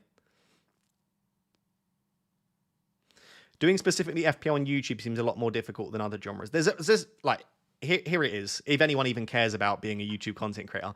The amazing thing about FPL is that every single week, you have the videos decided for you. I don't have to be super creative in what I talk about. I just talk about the football. And football is always taking place. And the good thing is your audience kind of have to come back every week to watch your videos, unless they're bad, because they want to see your team, they want to get your advice. You've almost got, and I don't mean this in a horrible way when I say it, but you've got like a captive audience. Like people are going to come and watch every video. If I made videos on like productivity or something like that, or psychology, people can dip in and out as to what videos they watch. I have no guarantee on how many views I'll get per video. Whereas with FPL, it's super consistent. Like if you look at the views on every single one of my YouTube videos, I've not had a video below 30k in a long time. And that's not me bragging or anything like that. It's just, I know that there is a certain level of viewership that I'll get in every single video, which is nice. The issue is, if I stop uploading, that's it, I'm done. On other channels, you'll get videos that from like 4 or 5 years ago start performing really well. Whereas in FPL, no one's watching a video from even 3 days ago, let alone a week ago. So if I decided I want to go on holiday for 6 weeks, I'd lose all of my income. People would stop thinking about my channel when it comes to FPL. So there are pros and cons to FPL. I suppose the other issue with FPL YouTube is there's not many YouTube niches and topics where the performance in the thing that you're talking about is so critical. Because even if you're a FIFA YouTuber, you don't have to be good at FIFA. FPL is one of the only things where you're creating content around it and you have to be good at it. And I know I say that with a 3 million rank. It's no surprise that someone like FPL Harry has become so popular this year, because not only does he have a great personality, great videos, I'm not knocking any of that, but a lot of people are tuning in because he's very good at the game. So if I finished 5 million every year, I know people say they would still watch me, but not many people are. You've got to have a reputable rank. So there's a lot of pressure that's associated with getting a good rank in FPL. And I think that is what separates FPL YouTube from other niches and what makes it so difficult. Is I'm not just creating content for the fun. I've got to also perform very well. And it does take its toll when you're not. Like, it's very stressful for me that my rank's so bad, because I know that people are tuning out thinking, why am I listening to a guy that's ranked at 2.9 million? So there we go. That's the end of my long rant. The videos being time sensitive must be quite annoying. Yeah, exactly. Like, you've got to be on it as well. Like, you can't even have a few days off in the middle of the week, really. Like, you've got to be constantly on it. And you're also fighting other people. Like, there is a level of competition. Like, I know on a Friday, I'm competing with Andy, Dan, Oscar, Harry, all of the other YouTubers to get my deadline decisions video out first. Like, there's a level of competition if you've got to be so on it with FPL videos that you... Like, if I decided and I was doing like a separate fitness YouTube channel, I could have a 3-month holiday and all I'd have to do is pre-record loads of videos. You can't pre-record in FPL. As soon as you've recorded a video in FPL, it has to go live. Otherwise, it could be out of date very soon. By the way, thank you so much for all of the lovely comments. People are saying they'll watch me regardless. The people that are here right now, which is 2,500 people, I probably do believe that. And I love that. That means the absolute world to me that you would watch me regardless. And I say this in such a, like, it feels strange to say this. That is only 2,500 though. If you look at my overall viewership, average video would get, I think my average videos get about 50 to 60k, something like that. It may be in good weeks slightly more. I guarantee 10 to 20% of those, maybe even 30%, would start to tune out if I regularly did very badly in FPL. So to maintain really good viewership, you have to be doing quite well in FPL. And I do believe that. I really do. Or at least you need to not be doing really badly. But I really do appreciate everyone in the chat just saying we'd watch you regardless. That's very kind. I really do appreciate that. Sadly, not everyone feels that way. Any more questions about YouTube, please let me know. Or content creation or anything like that. I'm always happy to answer. What people won't know about me, it might come across in my content, but I am absolutely obsessed with YouTube. Like, if you ignore FPL for a second, I love the analytics side of YouTube. I love thinking about viewer retention. I love thinking about thumbnails, titles. I'm obsessed with just YouTube in general. So if there are any questions about any of it, please let me know. I triple captain Haaland. I have faith in the egg. Thanks, Luke. Shaunak says Lewis, Trent, 8 Nuri, Garnacho, Foden, Mbermo, Salah, Solanke, Havertz, Watkins. Took a -4 to bring in Foden, Mbermo, 8 Nuri. For Saka, Mavadidi, Saliba. Hope this team works. Last two have been great with 58, 70. You scored 73 last week. Jesus Christ. That's a lovely team. Lovely transfers. Big thumbs up from me. Hope you have a good week, Shaunak. Thank you for the super chat. You reckon there could be a niche in doing more real-life content for FPL YouTubers, potentially between seasons and international breaks? There could be. The thing is with FPL, is something that I've sadly realised. People just want advice. Like I tried doing psychology videos, and you watch like Mark from FPL Black Box does that really good video where he walks around and talks about FPL, and people just aren't as interested. People just want FPL advice. Like there is a small niche of people that would love more real world stuff, and there are people that probably sat here really enjoying this chat right now, where I'm not really talking about FPL massively, but it's such a small percentage of the viewership, and sadly, YouTube, if you want it to be a job, it does also have to be a numbers game, and you have to think about what the masses want. It's the reason that everyone does a team selection video, a deadline decisions video. Like everyone does the same kind of videos because that's what works. And so there's this balance between you don't want to do stuff just for numbers and just for growth, but equally you would be silly to do stuff that people aren't necessarily that receptive to. But I do agree, I would love to do more real life stuff. Like I really enjoy real life things.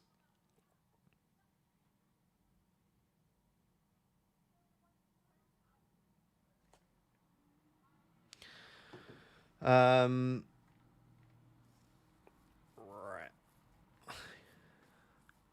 When you upload videos early before other content creators, would you say you get more views and it was put out slightly later? Yeah, so deadline decisions on a Friday. If I put out a video at, I don't know, if I get my video out for like 2:33 before Andy's uploaded, before Harry's uploaded, that first hour before they've uploaded, the views would be crazy. You have to think, for most people, they probably do have a favorite YouTuber, but most people are kind of happy to watch anyone.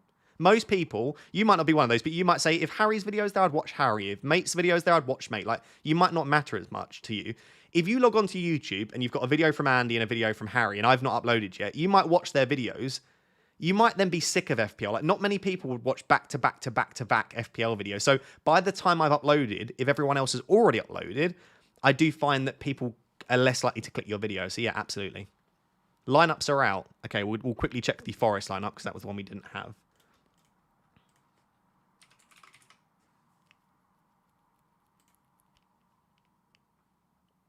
Your Forest 11 to face Leicester City. Chris Wood starts. I think that's pretty much it. Sell starts. Murillo starts. Ola Aina starts. Alex Moreno starts. I don't think there are any surprises there with the starting 11. So there we go.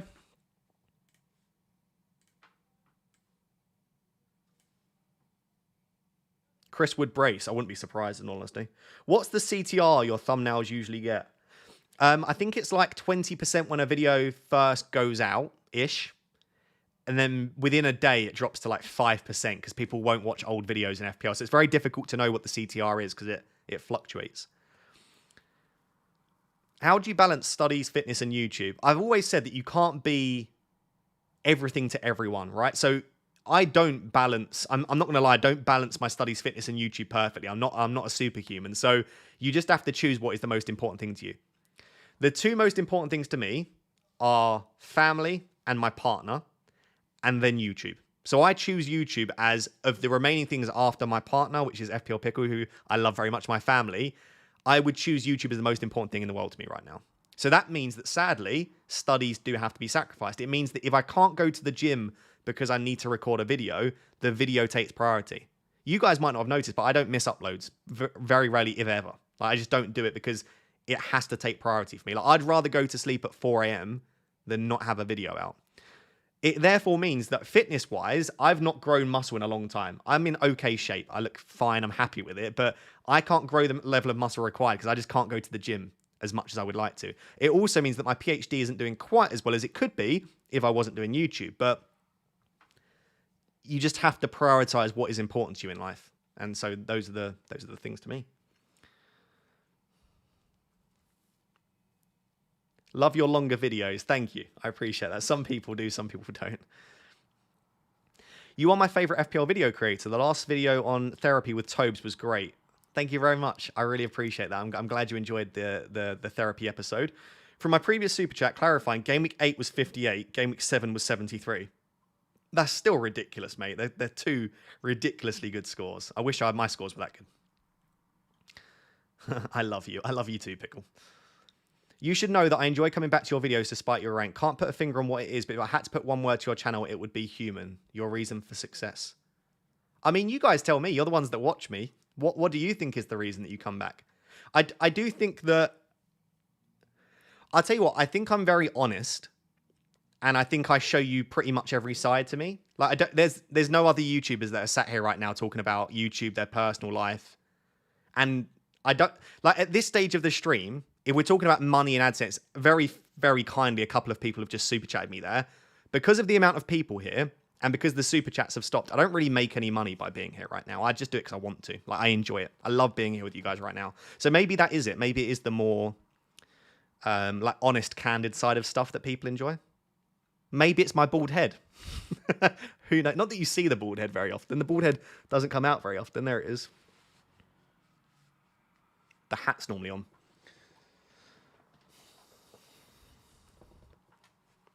It's the bald head. Yeah, I thought so. You missed my super chat. Sorry, Philippe. I didn't realise I did. Let me have a check right now.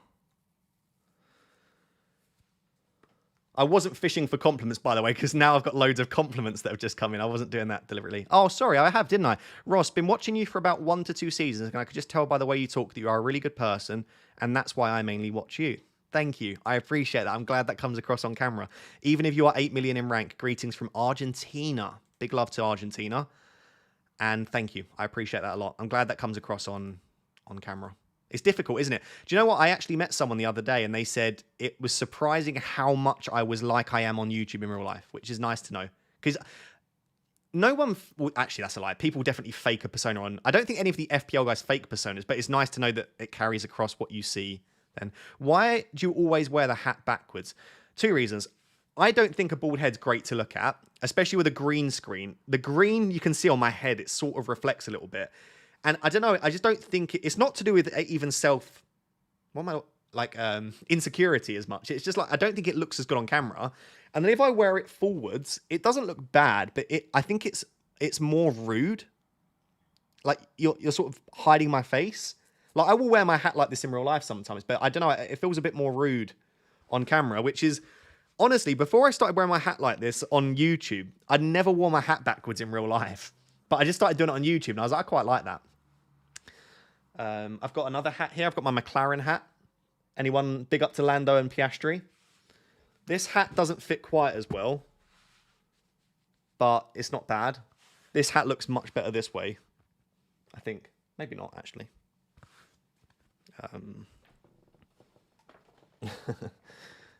But yeah, obviously if I had hair, it would probably look a little less weird wearing my cap. It's because you can see this big semicircle here. Oh my God, Pickle, do you have that picture of when I burnt my head?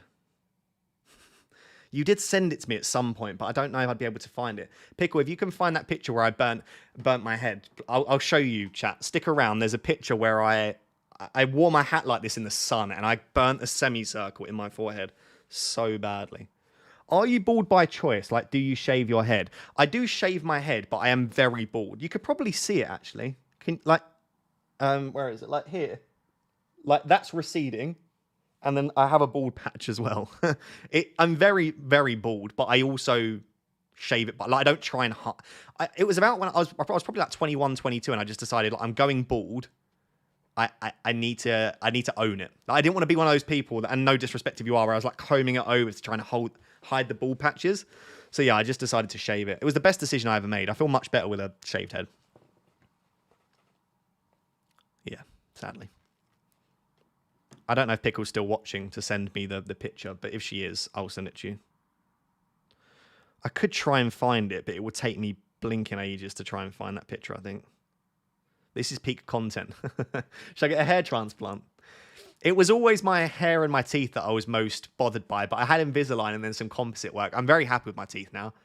My teeth used to be horrid, but I spent a lot of time and money getting them sorted. So that was the first thing, was sorting my teeth out.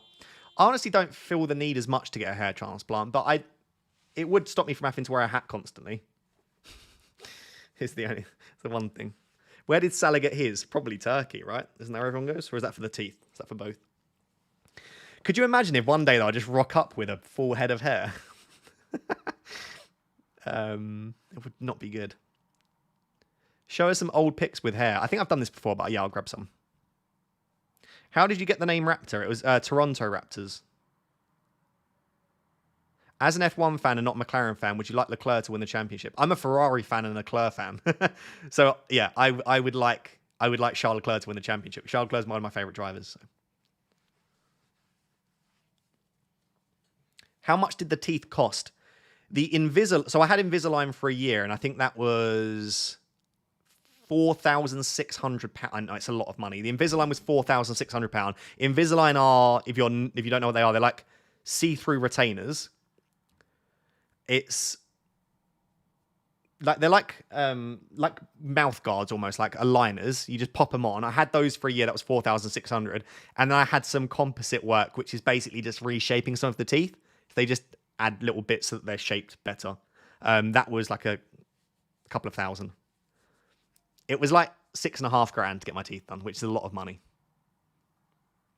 I know, but so my Invisalign was about 11 months, and then I had the composite work done after that. Oh yeah, the hair picks. Sorry, I completely forgot. I had braces taken off 18 months ago. Best thing I ever did. Oh, I wouldn't change it for the world. I feel so much more confident. I feel like I talk better now because my mouth is shaped correctly and everything. It's just, I'm so happy I did it. Do you not have dental insurance? No. Well, I mean, I work for myself. I technically am my own employer, so I wouldn't, unless I gave myself dental insurance. Yeah, I'm happy I spent the money, honestly. I'm really happy with my teeth now. I'm not saying they're perfect by any means, but I feel confident smiling, which I never used to.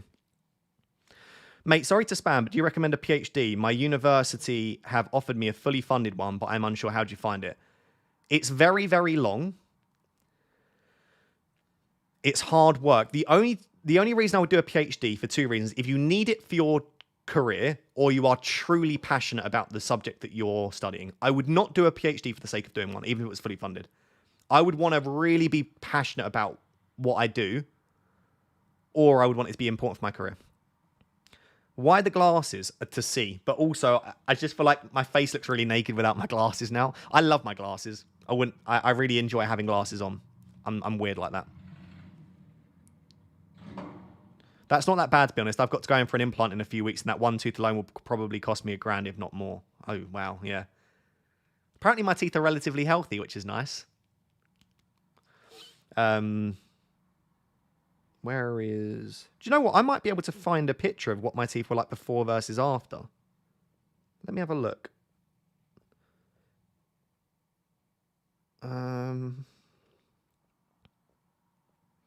When did I get the composite work done? I can't remember. When was it? Cannot remember for the life of me. I'm going to show pictures of me with hair in a second, by the way. Don't you worry. That will be coming.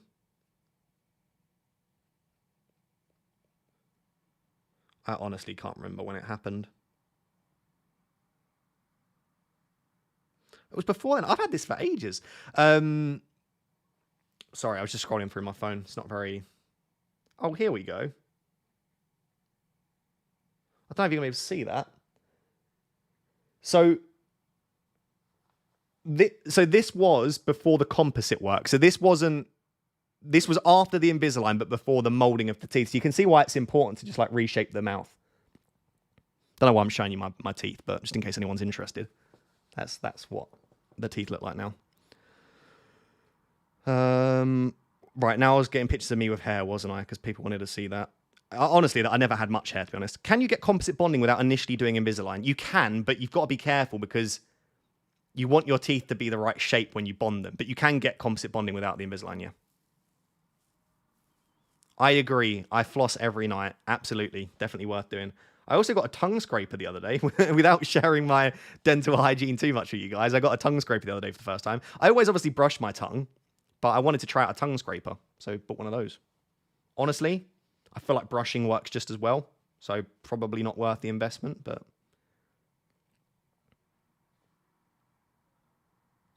There's me and Nana Raptor when I was like 18. With hair. There's me and Nana Raptor. Roll through and do a watch along. You have small muscles. That's rude. You're not wrong, but it's rude. Do that tongue scraper action again. Oh yeah, it did look a little bit wrong, didn't it? Yeah, I now realize what I did. You look so much older there. I honestly look younger when I'm bald because the hair looked so bad. Let me get you another one.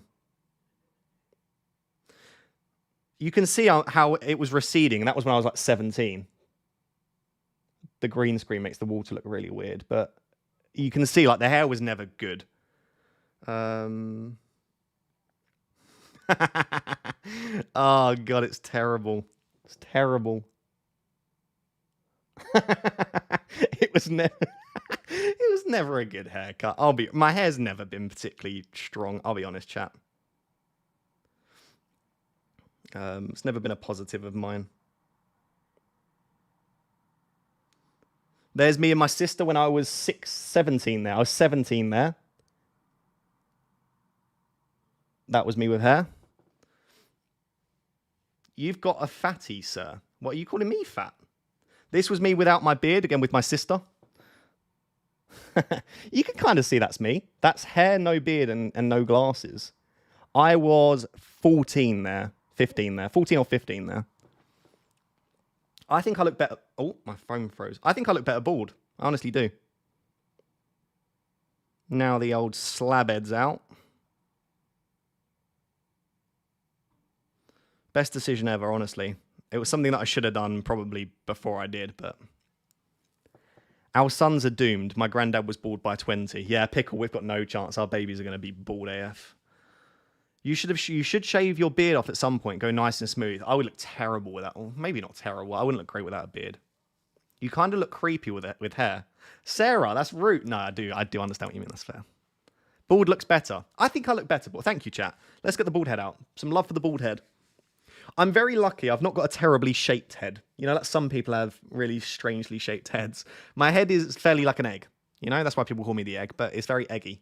So... Ignore the marks on my head from my cap, but it doesn't look terrible in terms of shape, you know? Whoa, why don't you have any Liverpool players? Just can't afford everyone, can you?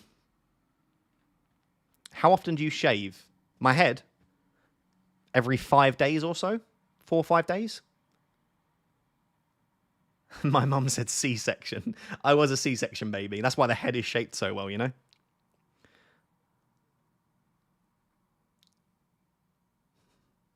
I'm bald too. How do you shave it? You know the ones that you hold that have like all of the different things on? I forgot what they're called. You know when you like across? I forgot what they're called. They've got like the 5 of the little things on. I use one of those. So I don't wet shave. It's like a dry shave. You look like the guy from SpongeBob. Which one? Which one do I look like? Skull shaver, is that what they're called? Yeah, okay, yeah. Yeah, okay, that's the one. I would go and get it, but I can't be bothered. In all honesty. It is a very good one, though. Do I go get it? I feel like there's probably very few people here that care exactly which one I use. So yeah, let's just say that. El Clasico prediction. 2-2. No, 2-1 Barca. No. I think bottom 2-2.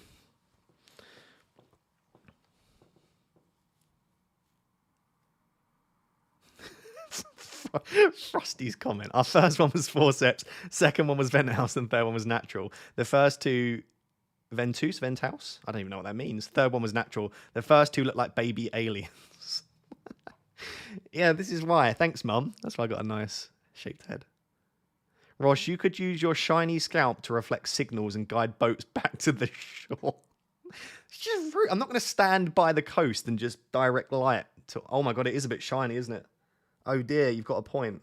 I'm not even sweating, that's just shine. Oh dear. I care, looking for a good one, my one. Okay, I'm going to get my head shaver. I'll be 10 seconds.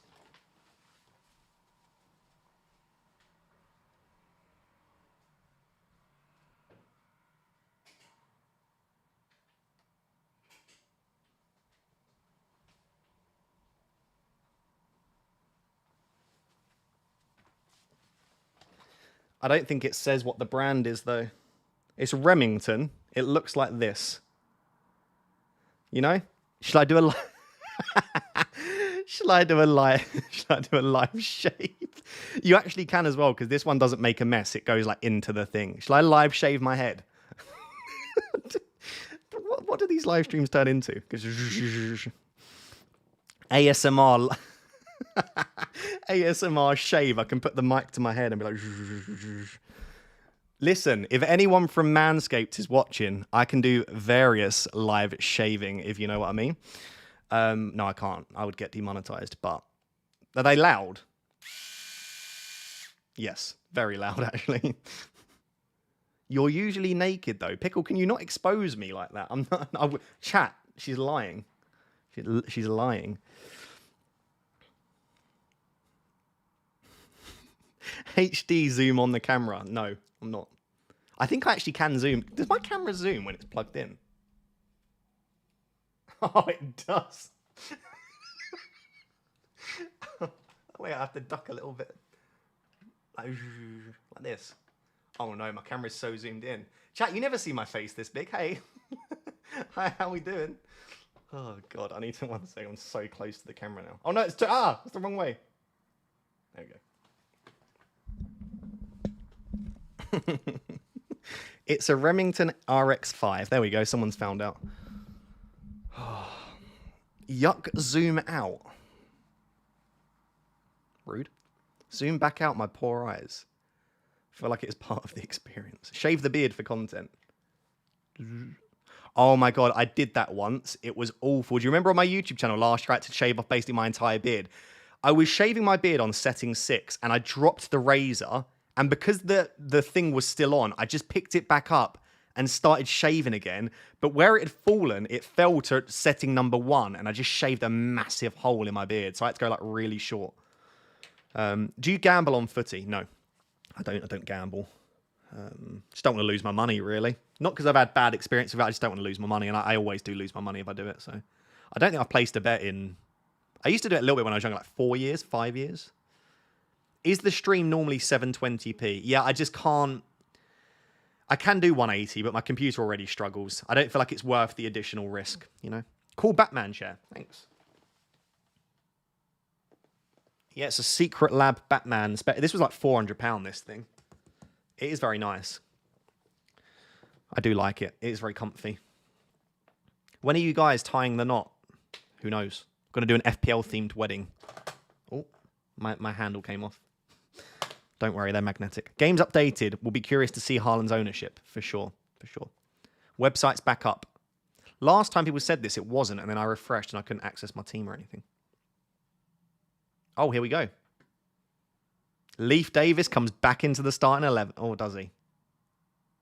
I've got another benching headache. I might bench Rico Lewis, you know. Do I start Dibbling ahead of Rodgers? Chat. Sorry, we're back to FPL chat for a little bit. Does Dibbling start ahead of Rodgers? I don't think so. But maybe Dibbling goes ahead of Vandenberg. Something like that. It's not a bad team.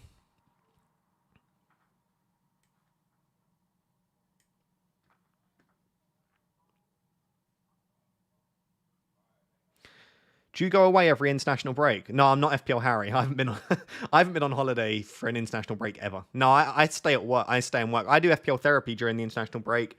I also lecture, so I can't really go on holiday because I lecture for a living. So I don't go on holiday ever. Just save my money.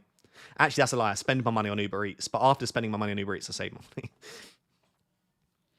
Will you be my set and forget? Oh, I like that, Frosty. There, that will be slipped into the wedding vows. I have McNeil for Southampton. Yeah, well, I didn't have the team value and ability to have McNeil, so there we go. I regret going Raya, I'm not going to lie, at the moment. Right, I don't know why I've got next game week on the screen. This is the game week we're on now. Just make sure, my triple captainship is active. I was a bit worried that it wouldn't be for whatever reason.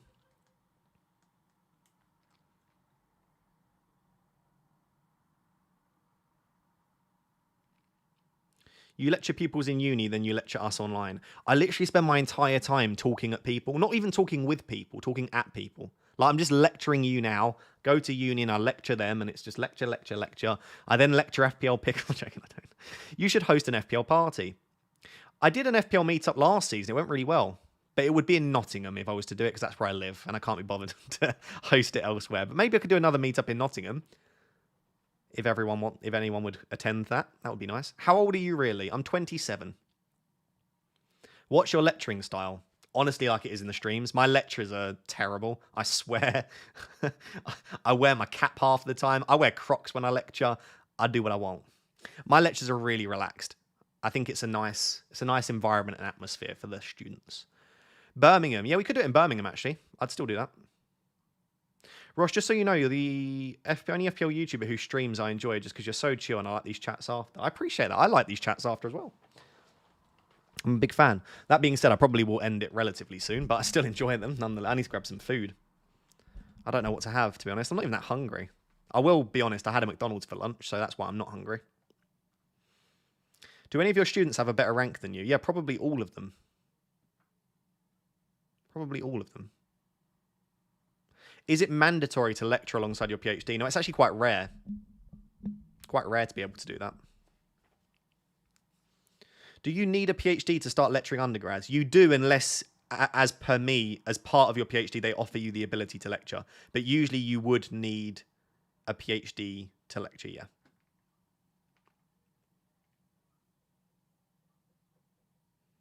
Yeah, we could do Birmingham as another option for the meetup. Ross, can you do an FPL meetup, but at my house with just you and me, babe? I mean, I'd have to ask FPL Pickle, but yeah, we could do that, Dave. Don't see any reason why not. Nothing sus going on there. Who's winning in your league and your opinion about his strategy so far? What league? I don't really have any mini leagues that I care that much about, apart from the one with Storms and Chunks and that, and I'm not doing very well. I want to beat FPL Pickle, but she's just, you can't beat her. She's a joke. She could literally not touch her team and it would still score more points than me. Don't know how she does it. What's the title of the module you lecture? It's called Foundations in Sport and Exercise Psychology. It's a year 1 sports psych module.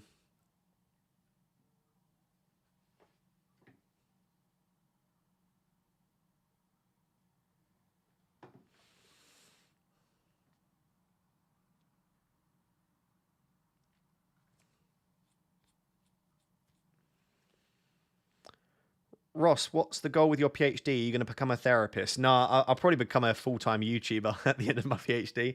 If I was going to stay in the psychology field, though, I'd probably stay in academia. So I'd probably be like a lecturer, researcher.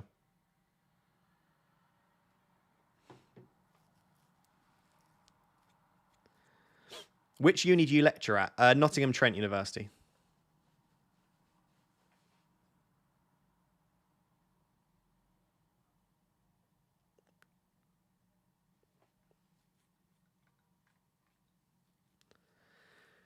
Andy, you never answer any of my questions in the stream. Please answer. Firstly, I'm not Andy, and secondly, I don't see your question. So there we go. Isn't academia super competitive? Yeah, it is really competitive. Also, like, all they care about is getting funding. Like, the uni don't care for you, in my experience. It's just about, can you get the uni funding? If so, they'll take care of you. If not, then they don't care.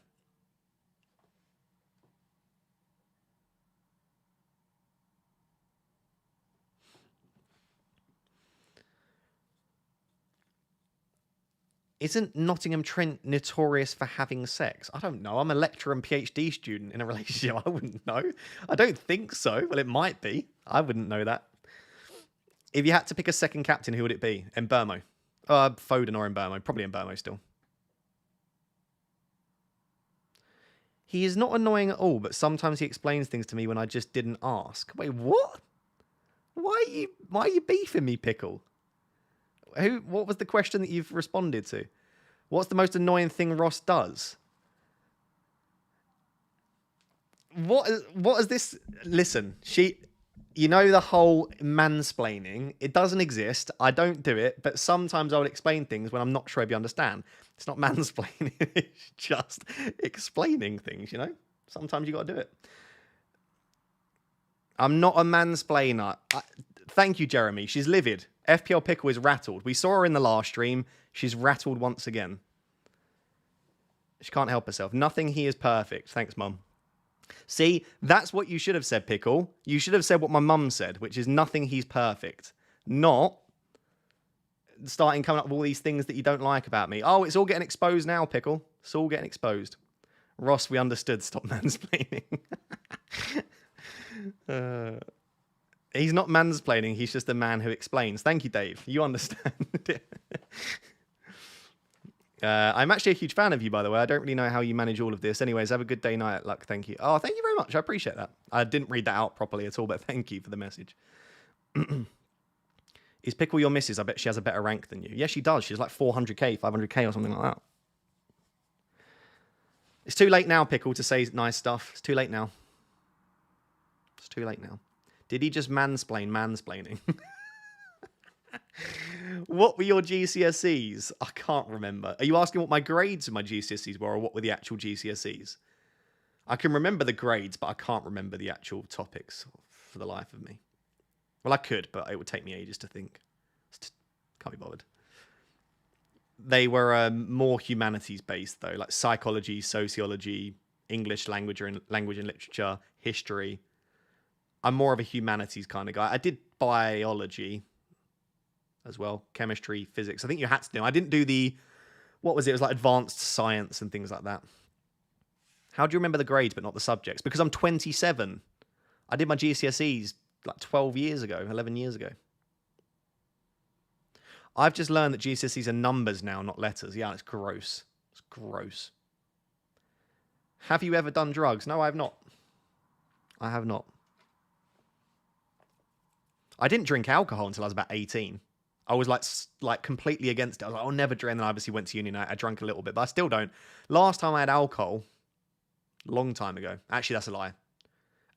I probably had it like 4 weeks ago, but other than that, it was about 6 months before that I had alcohol. I just don't drink, really. Haaland is 170% EO on live FPL. Okay, it's not bad then. So that means if you've captained Haaland, you still want him to do well, which is good. Do you vape? No, I don't vape.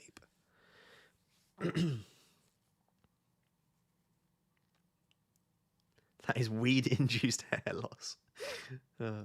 Great to listen from you outside of FPL. That's good.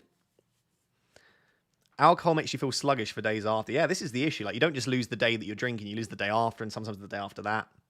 And then also put on weight, bad for your health. Obviously, I'm not going to tell people what to do, but I would absolutely urge people to not, obviously, if it's healthy, then a healthy amount, whatever that is.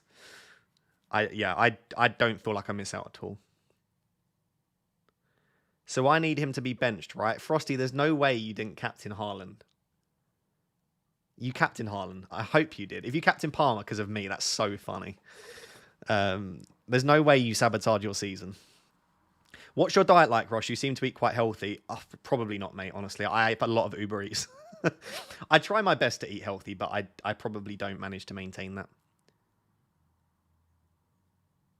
If you had to pick a third weird/polar opposite career, what would you pick? I also have two very weird ones. A different career. So right now I do YouTube and academia. If I had to pick a third one, I always wanted to be a lawyer when I was growing up, but I realized it was just too stressful of a job. What would I want to do if not? Yeah, let's say I couldn't do academia. Let's say the YouTube fell apart. That's such a good question. I don't know. Maybe a life coach? If people wanted to listen to me. I like helping people. So something that helped people. A life coach might be nice. It's not really a weird career though, is it? I don't know. I don't think there aren't any really weird careers that I would want to do. That would be the one, though, Jordan. Good question.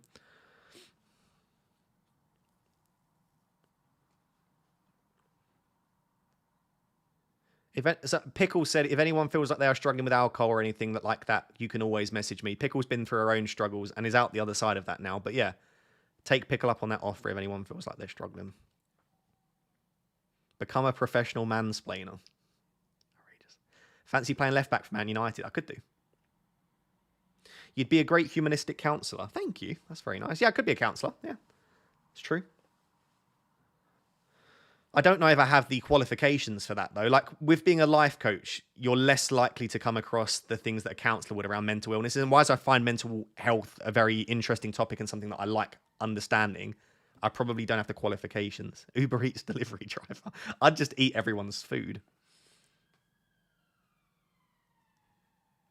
I left the laptop a while back because I thought the stream would have ended. Surprised it's still going. Yeah, to be fair, well, Pickle's not here. Normally I leave so that I can spend time with Pickle, but Pickle's not next to me, so I have more reason to stay. Ross would be a great counsellor. He helps me rationalise a lot. Thank you. What jobs would psychology PhD help? So to become a psychologist in the UK, you need a PhD, and then once you've got the PhD, you can apply for chartership, which is where you apply to the British Psychological Society in order to become a licensed psychologist. So a PhD helps you practice as a psychologist. So if you want to work as a sports psychologist for a club, or you want to work as a clinical psychologist, or an educational psychologist, occupational, any job where you are an actual psychologist, you need a doctorate in psychology, which is a PhD. So that's the only reason that I can foresee that you would want to do a PhD. Also to work in academia. So if you want to work as a lecturer in psychology, you would probably also need a PhD.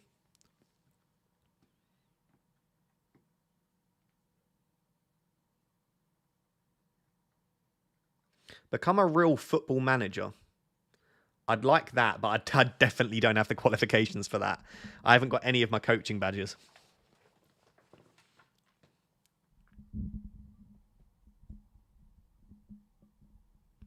Yeah, there are very few psychology roles as well, that is true. Don't you technically have to do a clin psych or edge psych doctorate, which aren't PhDs per se? You can do a conversion. Clin psych might be slightly different. I know for occupational psychology and educational psychology, you can do just a doctorate. Clinical psychology might be slightly different, actually. I don't know. Did you play football growing up? Do you still play now? Yeah, I spoke about this before, but yeah, I played for Spurs, Arsenal, Chelsea, Charlton. I think that's it. I didn't really play for Chelsea. I trialled for Chelsea. The only two teams that I played for a long spell, I played for Arsenal for 13 months or a year. One season, and then I played for Spurs for 9 years. I think it was 8 years, 9 years.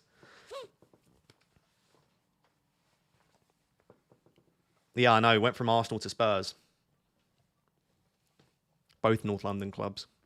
My daughter has a degree in counselling and mental health and is struggling to get a job related. And yeah, it is very competitive, sadly. There's not many jobs out there. What age? So I played for Arsenal under 6 to under 7, so very young. And then I joined Spurs like under 7s, under 8s. And then I played until about under 15s, I think it was. So my last age that I played professional youth football was about 15, I think. How did you get scouted? It was at a football tournament. Was it at Tonbridge, Mum? Where did I get scouted for Spurs? My mum will know if she's still watching. Basically, when you play Sunday League football and when you play at tournaments, especially big tournaments, there are scouts from all of the Premier League academies attend. And at the time, we played like 16 tournaments in one summer. It was basically every couple of days we had a tournament. And I was player of the tournament in quite a few of them. I was having a really good spell and I got scouted in a few of those tournaments. So yeah, the scouts attend Sunday League football in the UK quite a lot. So yeah, that was where I got scouted. I think I got scouted for Chelsea and Spurs at the same time, but I might be wrong. I think that was the same tournament, maybe, or at the same spell of time. But Chelsea was much further to travel. Spurs was only like 20 minutes from my house. So I decided to join Spurs rather than Chelsea just because logistically, like, I think it was like an hour and 40 minutes to Cobham from where I lived at the time. So it was just an absolute pain to get to Chelsea's training ground. I think it was Cobham. Might not have been Cobham. But Chelsea's training ground at the time was a real nightmare to get to. Ross, stop ignoring my message. I will get angry and unsubscribe unless you give your thoughts on Foden.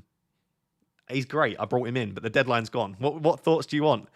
Both. Oh, it was both at the same time, my mum said. There we go. It was both at the same time. So it was Chelsea and Spurs, same tournament. I think I trialed for both and then I joined Spurs.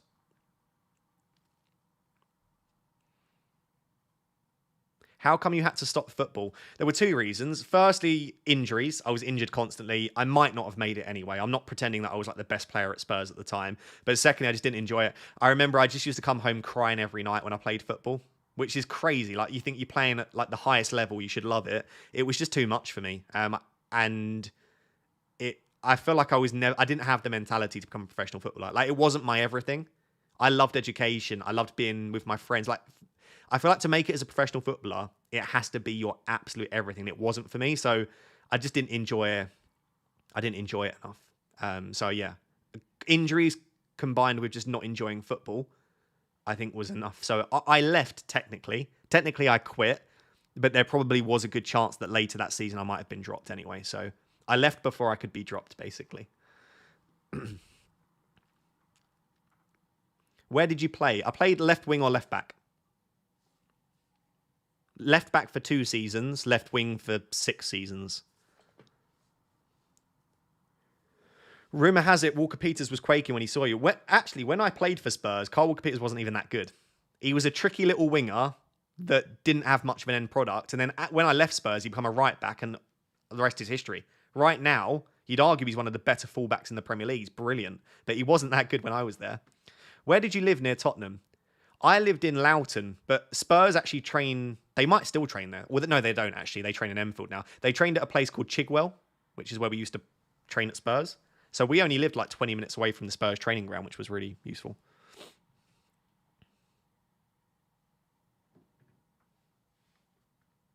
So your attacking threat was good then. My assist threat was unbelievable. I was top assister, I think, in 7 of the 8 seasons that I was at Spurs. I was top for assists. I don't think I ever scored more than 5 goals in a season, though. I was literally Dwight McNeil. I had 0 goal threat. I was the least greedy player but to my own detriment. Like, I'm the sort of player that I had a 1-on-1, I'd cut it back and pass it to someone. Like, I had absolutely no goal threat, but my assist threat was brilliant. I took all corners. The only goals I scored was actually penalties. I always like taking penalties, but no, my goal threat was so bad. I just don't know why I could just never get scoring goals. Like, it just didn't make sense to me. And that's a weird thing to say, but yeah, I just loved assisting. Like, I got more pleasure assisting than scoring when I used to play football.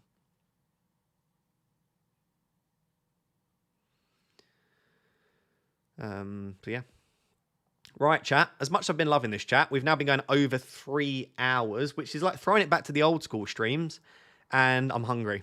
So I think I'm going to call it there. Go grab some food. And I hope you have a lovely weekend. It's going to be weird not seeing you tomorrow morning on the deadline stream because we had that today. But I hope you have a wonderful weekend. I will see you for the transfer plans video on Sunday. FPL therapy next week as well.